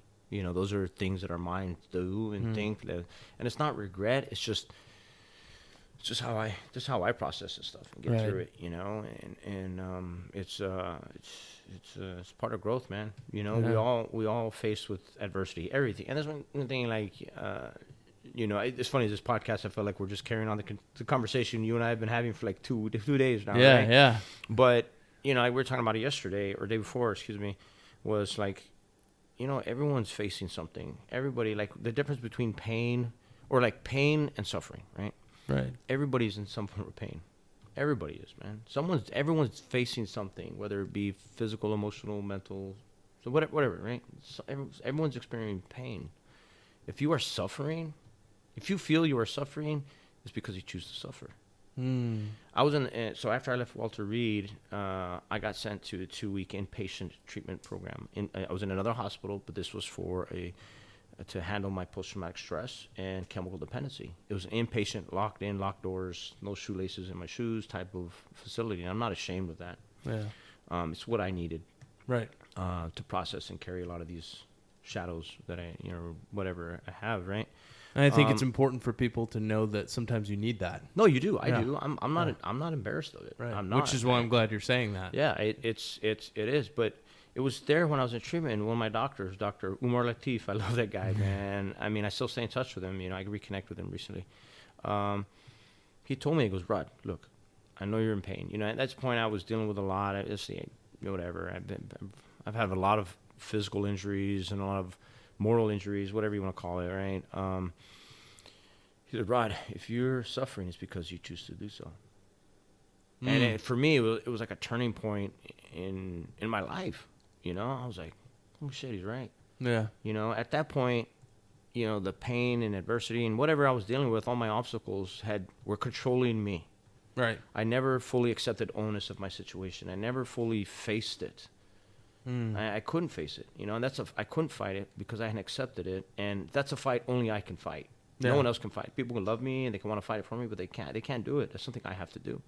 But it was in that moment I realized, like, holy crap, I'm being controlled by my situation, by the bumps, bruises, and baggage I carry around, whatever, right? And I was like, holy crap, that's how I'll fight it. That's my new challenge. That's another challenge. So I'm like, all right, cool, let's do this. And it changed.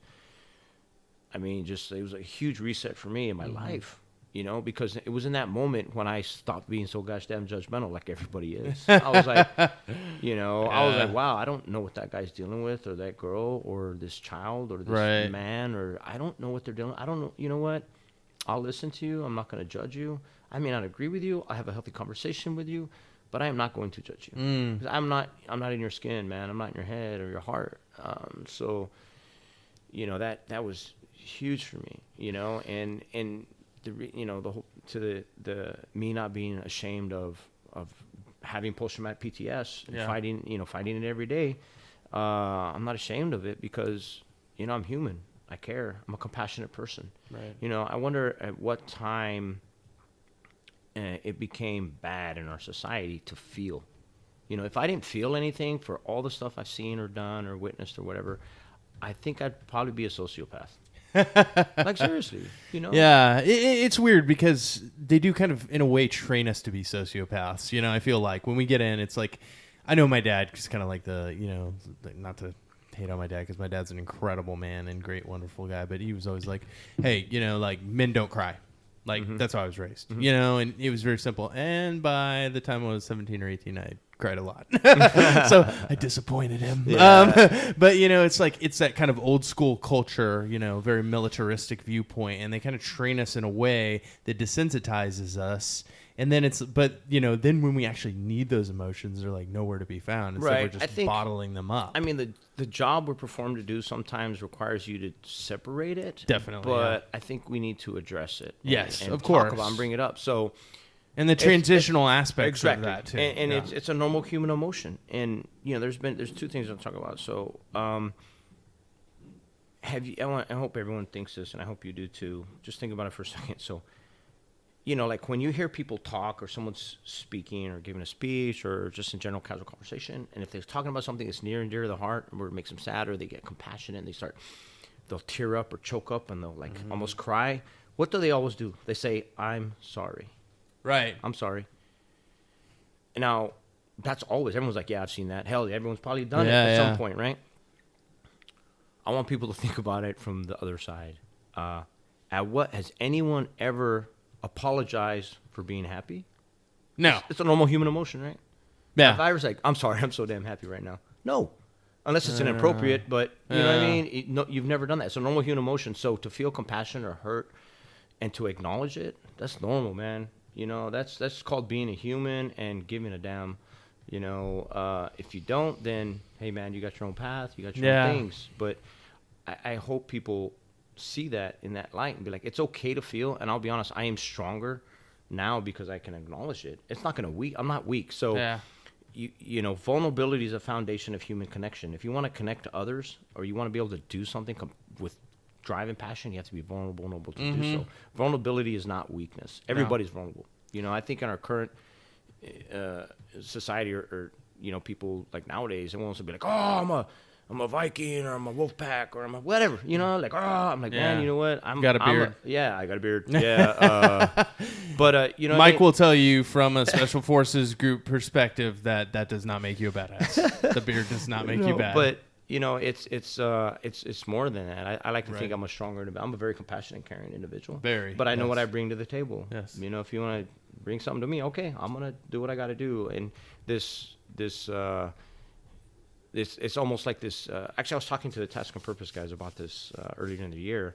It's almost there's like a cool to be cruel mentality. Yeah, it's cool to be cruel. Like, I'm gonna, no, it's never been cool, man. I don't think it's ever been cool to do any of that shit. Right. No. I'm not a blind aggression guy. Every time I ever did something, it wasn't like, I'm some berserker running. No, I will get far more done with focused violence than I will with blind aggression. Right.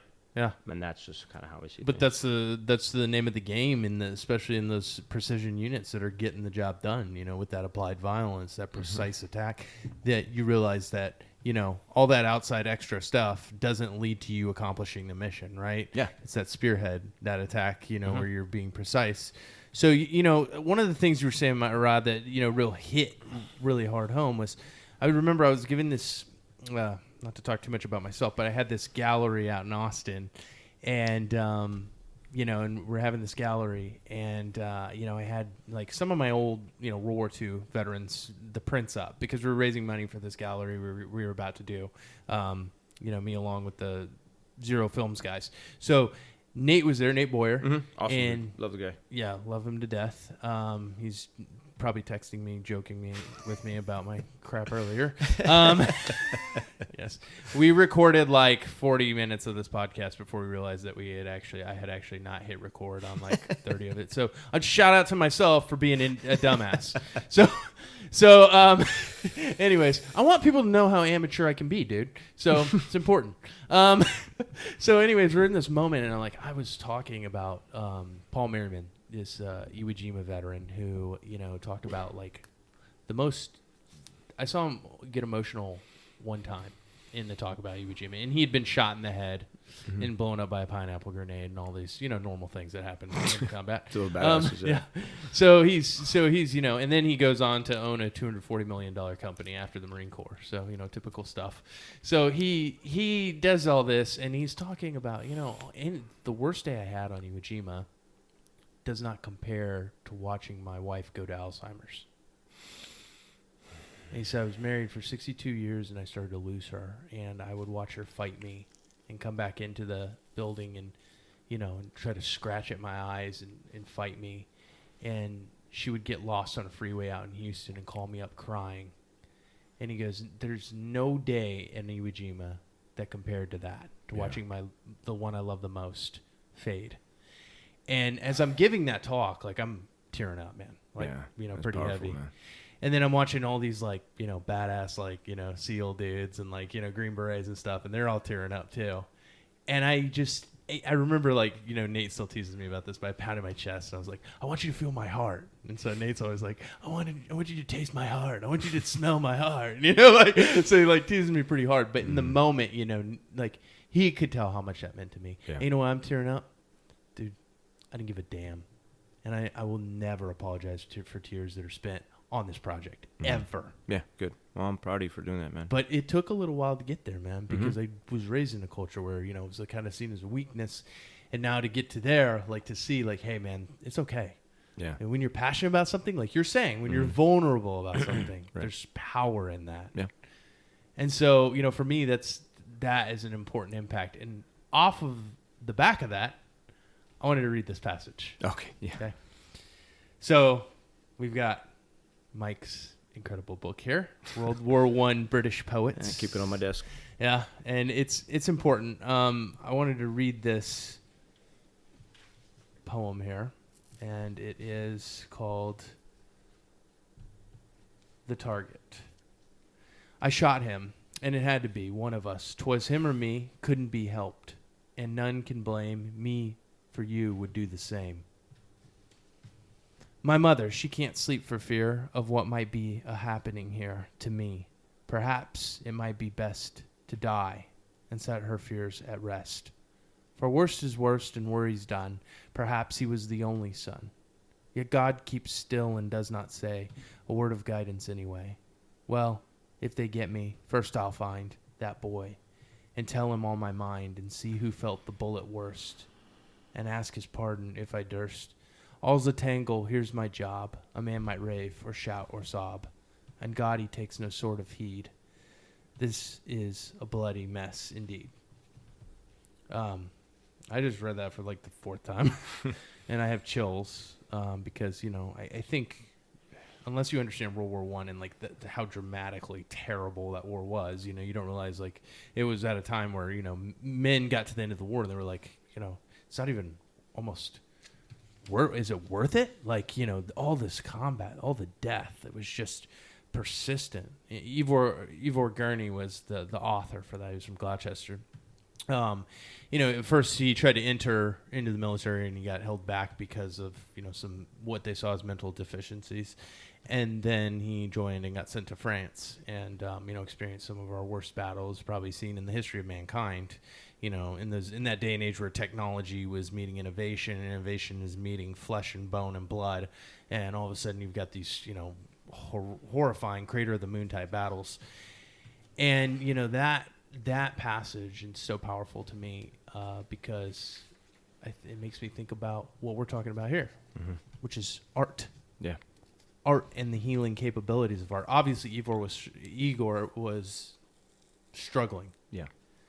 And that gave him release. He obviously didn't suffer in the writing area. No, he was definitely decent. Good. He was definitely good putting the words together. There's Yes. no doubt about that. I think it's interesting that you picked that book. So, I gave you the book the other day. Hey man, I'd like you to check this out. I keep it on my desk, and it's immensely powerful for me. And that's like actually one of my favorite passages. I think is.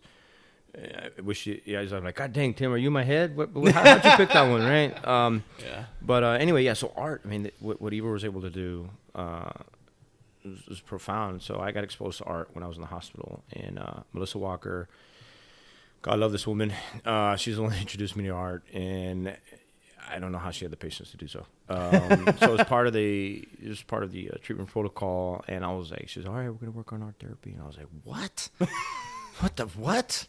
I don't know what. What do you mean? I think, lady, do you know what I did? I'm like, wait a minute, and I'm like, oh my God, is this some hippy dippy stuff? Oh God, can I pretend to be sick? But I'm a good soldier, so I'm like, all right, I'll follow through. I don't want to cause any waves. This poor lady. Right. So what you do is you paint a mask and a collage, and the second I started to do that, and it's art for me. It's a message to yourself, the way she tells it. And so when you're painting this mask, it's like you're looking yourself in the face. And I got them up when we're done here. I'll show them to you. They're in the other room. It's like you're staring at yourself, and you're able to tell yourself things that you couldn't find the words for. You're able to process things you feel that you don't have a name for. Wow. And you're able to look at yourself kind of in the mirror when sometimes that's even just hard to do normally. And that just blew my mind, took my blinders off, and I saw the immense power of art, and then it even expanded even further to where I realized that art is pretty much everything we do. Yeah. And everyone is an artist in some form or fashion. And that's when I realized that everything I'm a very, anyone that's ever met me or talked with me, I like to think they pick up on how passionate a person I am. I'm a very passionate person, and I realized that all the things that I was good at in my life at that point, it was my art. It was me expressing myself through art, and it could have been anything. So I was a sniper for a long time, and when I was there, that was, a lot of artists don't like to hear this, but I was an How artist. dare he talk that way about guns? I know, but you put me behind, a scoped rifle or as a spotter or whatever. It was an art. I threw everything at it, and I just didn't. It was just that was my art. And even being an instructor within that too. And then medicine, that was an art. working, training, speaking. You know, I had to learn a few other languages. That was an art, and then it just grew. And I was like, oh my gosh, art is a beautiful thing. Art is a form of communication. You know, we have cave paintings that date back, you know, hundreds of thousands of years to prove that, even before the written word.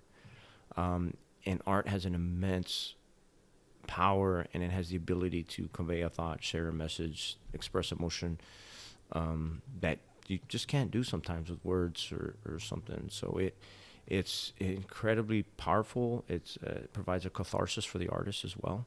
If you look at some of our greatest artists, you know, look at what they were going through in their life at that time. You know, I love Edgar Allan Poe. I love his readings. I like to read. Oh my gosh, that's my favorite. Are you kidding me? We are the same person. Yeah, you're just better looking. I disagree. But you know, you look at what that man was going through, struggling in his day-to-day life. He was able to craft stuff, for me anyway, that I read it very slow. I love to read like a page and try and figure out where he was in his mind and what he was thinking and That's really cool. what he meant. Wow. And it's amazing what you're able to do. Picasso, you know, Da Vinci. Even you look at these immensely powerful artists, and I'm gonna go as far back to say, look at Aristotle, look at Socrates, look what they did. That's an art, right? That was art. So it just blew my mind on what art I had, you know, corralled art into this, you know, uppity crowd, like, oh, you know, hey, that's with a French hat and a little mustache, and you know, paint on canvas. But you know, as immensely powerful as it is, and it allowed me to appreciate. I was agnostic to art. I didn't really think it was anything until that time, and you know, it pushed me into practicing my own art and talking art. You know, and it's just crazy. And that's very interesting that you, you know, made the point about Edgar Allan Poe, because you know he is one of my favorite of all time, if not my favorite. In fact, I was on. You remember Jake Phillips? I was on his podcast called The Cultured Bumpkin. Yeah, no, I listened to it. Oh, do you? I listened to yours. Actually. Oh, wow. Okay. I researched it before you came to my house. I'm like, all right, let me get everything I can. Oh my gosh, I'm a little scared now. If you hear it just cut, you'll know what happened. But yeah, so I was Annabelle Lee, which was very powerful for me. But you know, reading that passage was an incredible experience. But you know, it's funny. I wonder where the Advent changed. If like the Renaissance man was a strong dude, right? Like George Washington had like 1,000 horses shot out from under him. You know, don't quote me on that, guys. But, you know, he had a lot of horses shot out. He was a general, you know, like an incredible warrior. Dudes who would, like, you know, put us to shame nowadays, you know, or like the ultimate philanthropists were, you know, learning 10 languages, inventors, warriors, all these things. Now that's, you know, kind of seen like, oh, you're soft because you like that. That's weird. Yeah. But truly, you see the healing power. You've seen it yourself in what you're doing now. I mean, you've seen it in President George W. Bush and what he did in you. I mean, dude, I never knew he was an artist. Man, I know he's intelligent. I had no idea. Yeah. Oh my God. It's just crazy. I don't know how many conversations I've had with him. Like me and him talk art. I never thought I would ever have these long, drawn out conversations with President George W. Bush on art and what it means and how impactful it is. I mean, it's amazing. You know, and it's one of those things where that stereotype exists, though. I remember being in, I was right outside of Dallas-Fort Worth in this town called Glen Rose. And Glen Rose is right next door. That's actually where Chris Kyle was killed on the range out there. But Glen Rose, Texas is this beautiful, small, little, quaint town, a lot of cowboys. I was running down through the middle of town, and I was talking about this one piece to this older gentleman. He was wearing a cowboy hat and, you know, looked like he'd just gotten off his horse. And he's with his wife, and he's like, I'm like, man, this piece is really amazing. I start talking about this artist, you know, and like, you know, she's really talented. She's really great. And he goes, that's funny, because actually this is an 1865 piece by Herman Johnson. And I was like, wait, what? And this dude was right. Like, he knew the exact piece. And here I am, like, prejudging this dude. This dude doesn't know anything. Tell me about horses. Maybe you'll know about, like, farming. This guy knew way more about that photographer than, like, that artist than I knew. And it was funny because it's like, he obviously, like, you know, you kind of judge people in that. But art is a very powerful thing, you know, and it can bring us peace. Yeah. You know, so I want to trace that to, you know, your time in being painted, you know, by the man who sent you to war. Yeah. What was that experience like? Well, Portraits of Courage, President George W. Bush's collection of paintings. It's if you don't have the book, go out, check it out. There's a plug for the boss there. Go out and buy the book, Portraits of Courage, and he selected veterans that It's beautiful. that he knew. So it was his third art instructor, a gentleman by the name of Cedric Huckabee, a phenomenal artist in his own right in the Dallas-Fort Worth area. President Bush was like, "Hey man, I need something different. I need to do something different." And it was Cedric Huckabee that said, "Well, why don't you paint the faces that nobody knows?" And immediately the boss, he's spoken extensively about this. He was like, "Oh, I'm gonna paint the vets." So he sat down and he chose 98 images of us to paint. And mine was like one of the first ones he painted, because I have a personal friendship with the gentleman. It's crazy to think that, but he's a friend. He's a close friend. We all love him. Shame on you if you don't. But I have a phenomenal connection with the man. Knows my family. I don't. Anyway. Yeah. I don't have to come off all braggadocious and stuff, but he's a very close friend of mine. And so he sat down and painted them. And what he did was during several events, he holds 2 events a year with wounded veterans, and that was how I finally met him in 2014. There was a bike ride at his ranch in his home, and then there was a golf tournament he holds in Dallas. And every one of us had participated in one of those events. And what he did was it was a passion project of his. It was a secret project. And what he did was they took stock footage from all the photos and videos, and then he chose a image that he liked, and he painted that. So my image, I remember that exactly where he got my image, because I had to do like a little interview thing for the Bush Center. And I remember going there, and I was like, man, I got to buy a nice shirt. And Men's Warehouse had a $5 shirt. I bought the $5 shirt. That's the shirt I was wearing when I did the interview, And I was like, holy crap, I know exactly where he got that image. But he was painting no one knew he was doing this outside of his family and his close staff. And it was a big pile collecting up in his art studio in Dallas. And I remember the first time he told me was in December of 2016.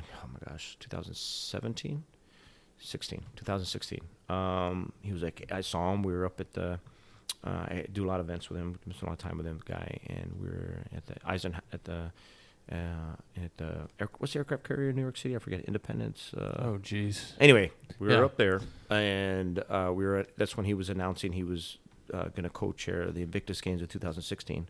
It was 2015, excuse me. So December 2015, he was announcing he was co-chairing with Prince Harry's Invictus Games. So it was this big event, and he had me go up there, and I was talking to him. He comes up, he's like, "Hey, Rod, how's it going?" I go, "How you doing, Mr. President?"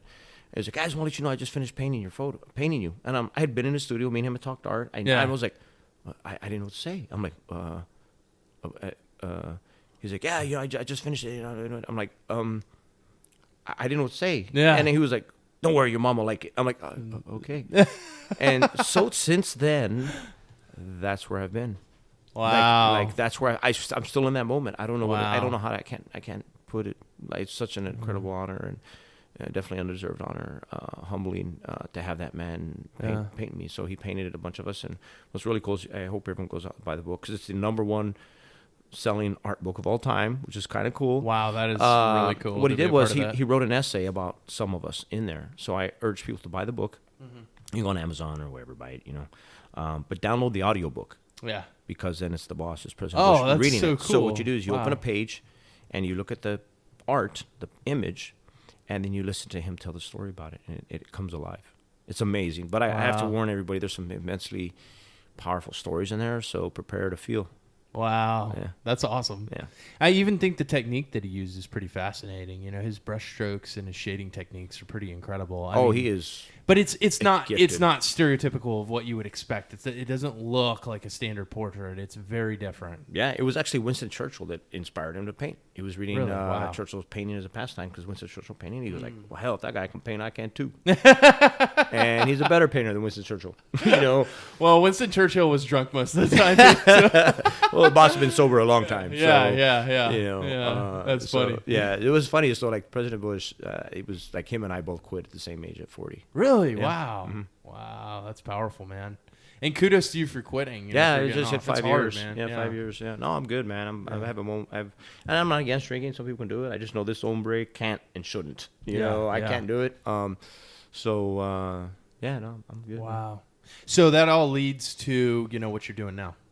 Global War on Terror Memorial Foundation. I guess it leads there. I don't know how I got here. I'll be honest. Sometimes people are like, "Hey, Rod, I want to do what you do," and I'm like, "I don't know what it is. I don't know how I got here. You know, like I think I might have said already. You know, sometimes I end up in rooms and I get these moments of clarity where I'm talking with people or people presenting to me or whatever. You know, and I'm like, "How the hell did I get here? You know, who let me in this room? You know." So, I have the undeserved honor of being the president and chief executive officer of the Global War on Terrorism Memorial Foundation, and we are the congressionally designated nonprofit that is tasked with building a national Global War on Terrorism War Memorial in Washington, D.C., alongside, the Vietnam Wall, the Korean War Memorial, World War II Memorial, somewhere up in there. I'm glad you stated it so eloquently because I often get asked, they're like, which memorial? And I'm like, no, the memorial. And they're like, wait, which the? And you're like, no, the in like DC, that memorial. Yeah, that's our like national, on the mall. Our national memorial. Yeah. I mean, that's kind of a big deal. Dude. So we had to actually change or be exempt from federal law. There's a law in the books that said it's called the Commemorative Works Act of 1986, and it says that a war has to be over for a period of 10 years in order for a national war memorial to even be considered. Now, personally, I think that's a horrible idea. Right. It was written in 1986, which was, Congress's knee-jerk reaction to the dedication of the Vietnam Veterans Memorial in 1982. Right. Because that had never been done before. They're like, oh my gosh, this just we need to, and they did that in like a little over 3 years, which is amazing. Yeah. So now there's a lot of rules and regulations. It's a 24-step process. I mean, you guys can do the math. It happens in D.C. Anything inside that beltway's got some procedure to it. Right. So anyway, we had to exempt ourselves from that. So then I'm not one of the founders. It was a group of like-minded patriots that came together. And then because of I ran into them at an event, and they approached me to join the board in 2016. And, like anytime someone approaches me, hey, Rod, I want to help. I'm like, all right, what are you doing? Who do you do it? I need to see this. I need to see this. Everyone should be judicious in what you involve yourselves in. Right. And they checked out, man. They were legit. And I'm like, I'm on board. What do we got to do? Well, we got to pass a law. We got to submit a bill. Okay. So then in early part of 2017, we submitted a bill on bipartisan support. It passed. It went through the House and Senate in just short of 6 months. It was amazing, and it's because it's a nonpartisan issue. I don't even like the word bipartisan. That assumes their sides. Right. It's a nonpartisan issue, and President Trump signed the National Global War on Terrorism War Memorial Act in August of 2017, which officially handed us the foundation the mission, because at that time anybody could have done it. But then we became the congressionally designated nonprofit to build, to liaise, to establish, to fundraise, to everything. We're the only ones that are going to do it. Wow. And then in 2018, we had some changes in the foundation, and then I took over as president CEO because in 2018, it was a great idea. Oh man, yeah, let's do it. Everyone's behind it. Yeah. Well, now we got action on this. How are we going to do this? Now we got to do it. I'm like, and like I said, it's an undeserved honor, I believe, for me to be in this role. And but there are so many complexities, right? It's a very dynamic environment, and I've learned a lot, and there's a lot more I need to learn, I'll be honest. So that's when, after I took over in the foundation, that's when I started to build a team capable of succeeding. There's 3 things I look for in building a team. I think I've talked about this already. 3 attributes that I've looked for. Ability. I think everyone's going to want to support, but for certain levels, are you able to? You know what I mean? Right. Everyone can help, but, if I get a call from someone, hey, put me on your board, I'm like, well, can you be on the board? What are you bringing to the table? Maybe there's a different position for you to help us. So ability. The second thing is credibility. Are you the right person? Some people don't work well with others. That's not what we're looking for. I'm a quality over quantity guy. That's a soft truth. That's how I was trained. That's how we did business. That's how, as long as I'm running the foundation, that's how we're going to continue to do business. Right. Quality over quantity. The third thing is, if you're looking at as pillars, is probably my center pillar, would be humility. Do you understand what this mission is about? Do you understand why we're doing this? Do you understand this is not an opportunity to stand next to something shiny so you can get some of that glimmer on you? If you're part of the team, you're going to work. Yeah. You're gonna contribute. You heard me talk about earlier. I respect everyone's accomplishments in the past. I love everyone for what they've done. I'm a non-judgmental individual. But what are you doing today? Right. How are you gonna help? Yeah. What are ideas? When people say, "Hey, Rod, I want to help," I ask them why. Yeah. And people can kind of, if most people have a reason why. Yeah. And then I ask, well, what are you gonna do? If they haven't got to that point in their mind, thinking, "Hey, this is what I can bring to bear," then maybe they're not the right person. Right. And those three: ability, credibility, humility, they're all built on a foundation of trust. Yeah. So if you look at that team on our website, www.gwotmf.org, and just check out the team. We got some phenomenal individuals. And you'll look at that team, look at everyone on there, and one thing I've learned, a lot of people have said it before, I'm going to say it now, but I make sure I'm not the smartest person in the room, and I make sure chances are I don't have the best plan. Yeah. But I'll listen to some people, so we started to build a team, and that's kind of where we're at right now. Well, that's powerful too, because, anytime that I've interviewed quite a few guys, obviously through the Veterans Project, and those who are, leading in different arenas, from World War II, Vietnam, Korea, guys who've owned, massive businesses, and the ones that have been extremely successful doing it have said the same thing you have. I surrounded myself with smarter people. Oh, hell yeah. I think I have some smarts, but I know there's a bunch of people out there smarter than me, and I listen to everybody. Yeah. Everyone has something to say, and I'll listen to it. Ultimately, I'm the one that has to make the decision. Yeah. And I'm willing to bear that, and make the decisions, the hard decisions often. More often than not, it's a hard decision. That's a skill. But I gotta bring people in. It would be arrogant and naive of me to think I know how to do this. Well, and there's a whole surrounding perspective too. Like what you're doing is, very much in a leadership role, which you have some experience in, in a very high stress environment.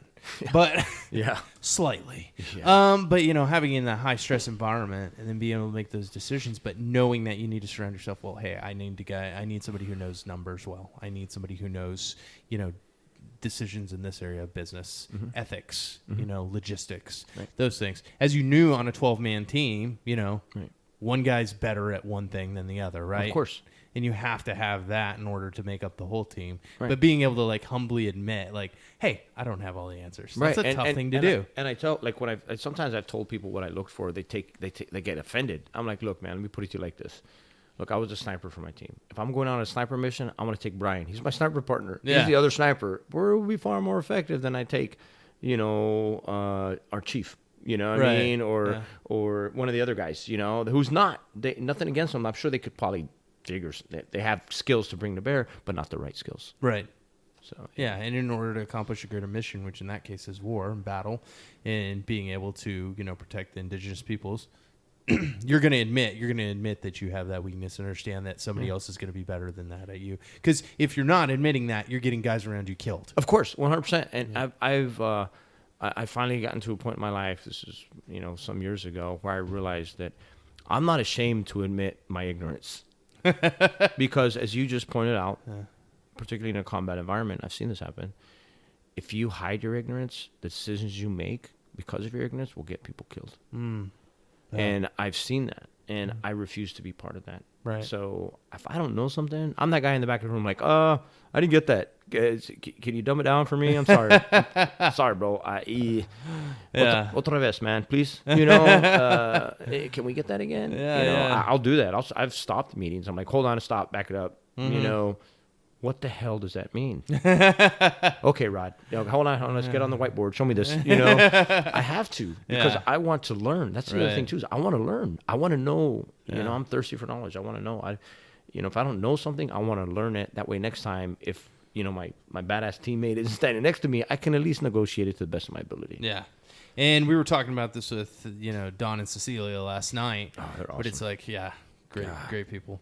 And you sense it in, kind of talking about the plans for this memorial. But, we talk about all the logistics of it and decisions that go into it. Yeah. I see you about to pass out over there. All that goes into it, right? And the plans and, and positions and locations and all those different things. But the decision-making process, we talked to them about it, is or you did, you talk to them about the aspect of choosing, all these different things, and putting them all together and how complex that is.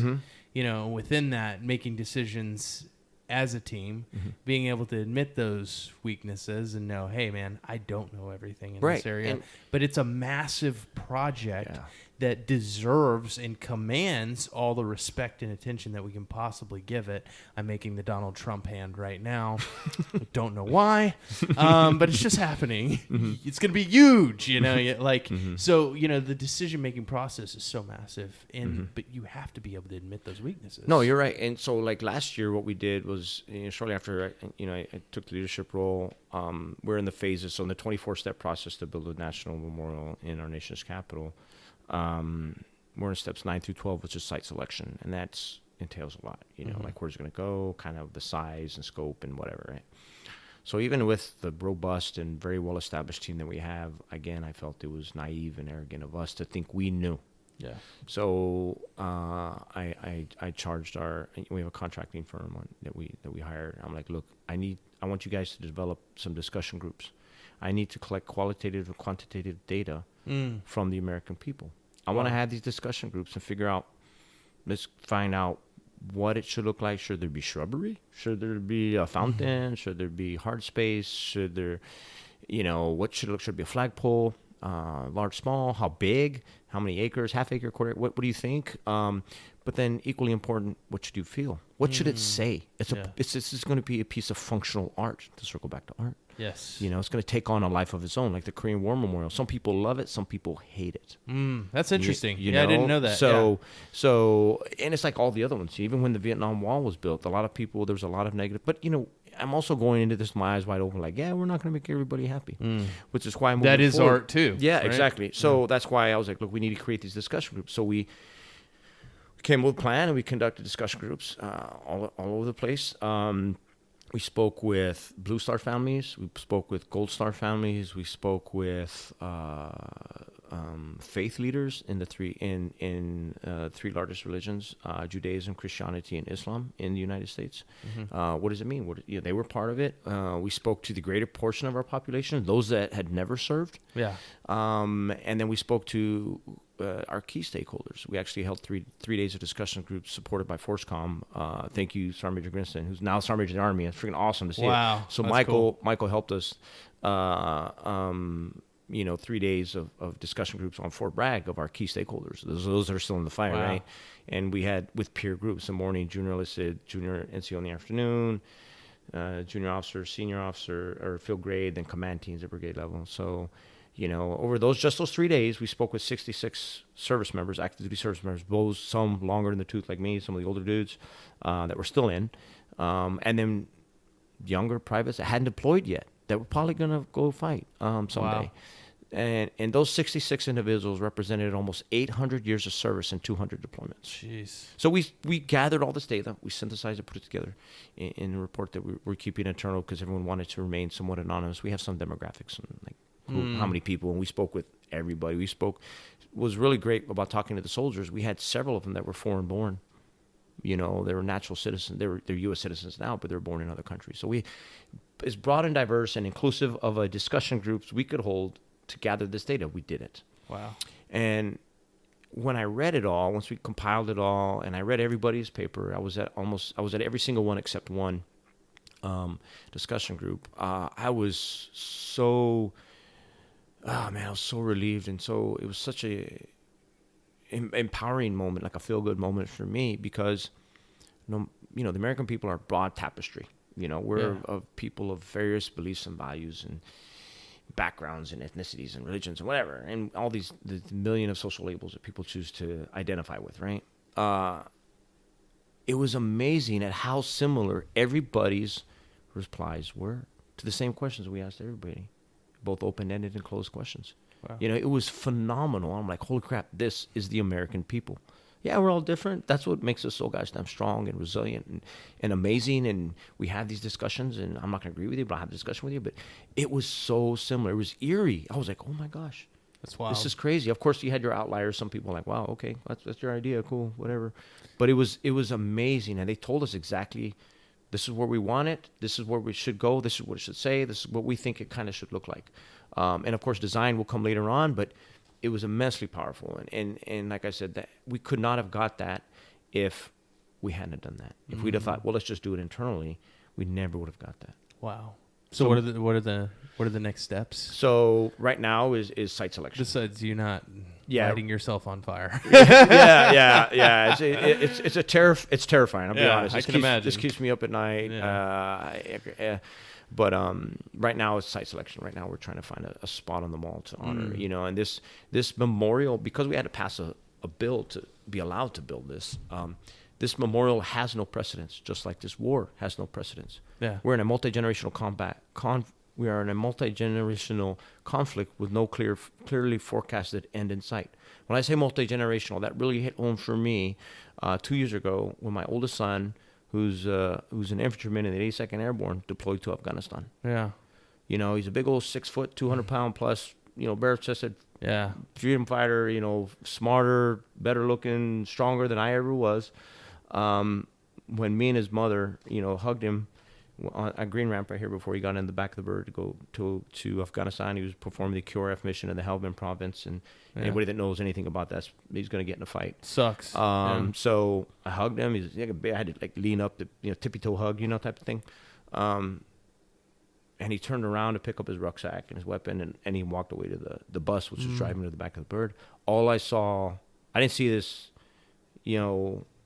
82nd Airborne infantryman. No, I saw this little toddler walking away. It's your baby boy. Yep. Jeez. Broke me in half like a shotgun, man. I was just like, God, I'm gonna be in the car. I'm getting all choked up now, But that really touched me, and we're not a special family. There are tens of thousands of families just like ours.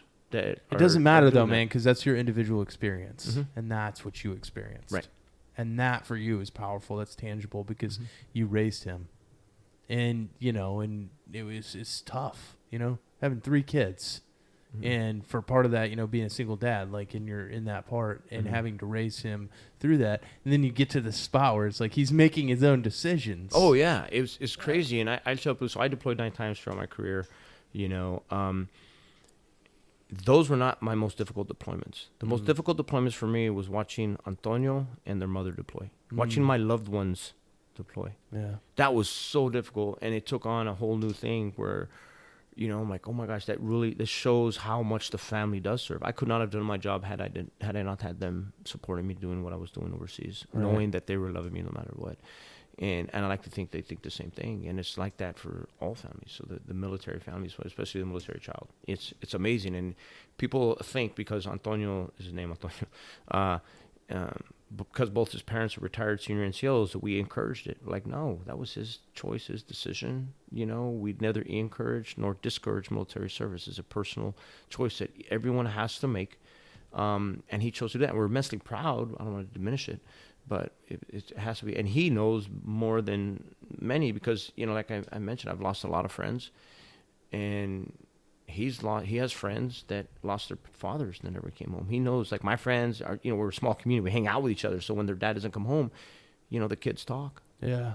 So he's seen what it's like. He knows the price. He knows when I had to go through my stuff, and he knows what it's like when his mother deploys. He knows it's crazy. Yeah. So that was his decision, but. When I tell that, I want to be sure that people that are listening or anybody that I'm talking to, I'm not talking down to you. I don't judge anybody for not serving. Right. And patriotism has there's many good ways to be a patriot. And it doesn't always mean, raising your right hand, joining the military, picking up on, putting on our nation's uniform, picking up a gun and going into harm's way. You can be, there's so many other ways to be a good American citizen and patriot, we see it in the examples of guys like Bert Soren and, other people like that. And even, just be and our caregivers be a good person, pay your taxes, follow the laws, respect the police officers, vote. I mean, smile. I mean, there's so many other ways to do it. So I don't, and a lot of us don't feel that way. I don't ever look down on anyone that's never served as like, oh, you didn't die. No, man. No, I was an American citizen. I'm still an American citizen. I'm an American. I'm a proud patriot. And we're all the same. It's a massive misconception. Something that I've seen, especially from the Green Berets, is some of the hardest dudes that I've ever met in my life. Guys, even from these different tiered groups, even the unit, and all of them being, telling me like, dude, we don't look down on those people that don't serve at all. No. Like, we get it. Like, it's not for everyone. And there are so many different ways you can serve over here too, So the guys you would think would be like, oh, what? You're not joining up. Get over there. We need more. They're the ones often, say, did you like that? Yeah, that was good. Got the real tree hat on.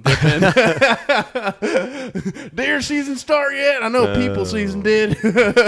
But that ability, man, just to, they look straight past that and they're like, hey, you can serve at home. And I've seen that what you just said, so common amongst Nate and Tim and all those guys have said the same thing. Man, I believe it. And a lot of us do. It's just like, look, man, and when I read that report, talking with everybody after we did that, I was like, yep, we're the American people. It was such a welcome affirmation. Yeah.